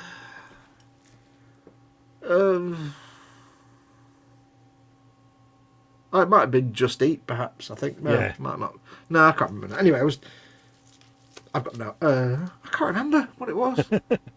Yeah, that's another thing about getting to our age. You forget. How many times do you walk into a room and go, I've got no idea where I came in. So you go and sit back down, then you remember. You go back out and you forgot again. Did you know that a number of different studies into memory and things like that have determined that it's actually the act of walking through a doorway can make you forget why. You know, when you walk through, you walk through a door and you forget why you're in that room. The reason that happens is because your brain sees. Because we all like to think we can multitask, but we can't. We think, right, I'm going to go in this room and I'm going to do X. And then as soon as you walk through the doorway, your brain's like, I am now in a new room. I must prepare myself for new experiences that do not relate to the previous room. And then it kind of goes, wait, what was I thinking? Yeah, exactly. Because it's like walking out of a cave into a woodland or walking out of a wood into... It's like any change of environment like that triggers the human brain. And that's why when you walk through a door, sometimes you forget because your brain's going, I have now prepared for new experiences. Oh, hang on, what was I doing here? Oh, crap, exactly. You're like, yeah, that went well for us. But apparently, we aren't designed to multitask. All the joke about women multitasking, we're not actually meant to multitask. The human brain. Oh no, but us blokes are notoriously crap, aren't we? We're even worse at it. Yeah, we really are bad. La, la, la, la, la, la. 1970 was halfway between 1918 and now. The horror. Yeah, that's just mad, isn't it? That's just insane thinking that. Good factoid though, Jeff. It was I was only born. My birth was only like 26 years after World War II finished. Yeah. In fact, it's longer since I left school and got a job than it was from the end of World War II to when I was born. Yeah. I've been a working man longer than the time between the end of the World War II and my birth. Yeah. Edward Leonard's got a good one. He said Spruverse have just uploaded today Laura and Hardy's 124th Model T Ford runaround. I believe it's a resin kit. Oh, that would be cool to do, wouldn't it? Oh, yeah. Only if you can press a button and all the panels fall off. It'd be great if you could, if you had a figure of them as well. That would be good. Yeah, you have to build it so all the panels can fall off. Oh, it would, wouldn't it? You'd have to do that. And you'd also have to... When I was reading about them, because, it was one of those things where I go off on a Wikipedia adventure. Yeah. And I was reading about all the other actors that were in the films with them. And there's like the guy with the brush bristle moustache, whose name I can't remember. He was a regular, and there was the other guy that had the cross eyes. Yeah. And it's like, they did have all these regular actors, and he was reading the life stories of all these other actors that, were in the bit parts. I'm just going to get some more water. I'm going to make a break anyway, mate, because it's 3 o'clock and I'm starving, so I better... Okay, well, you go and have your noms. Yeah, I better have some noms, so I shall do that, because otherwise, if I don't, I'll end up...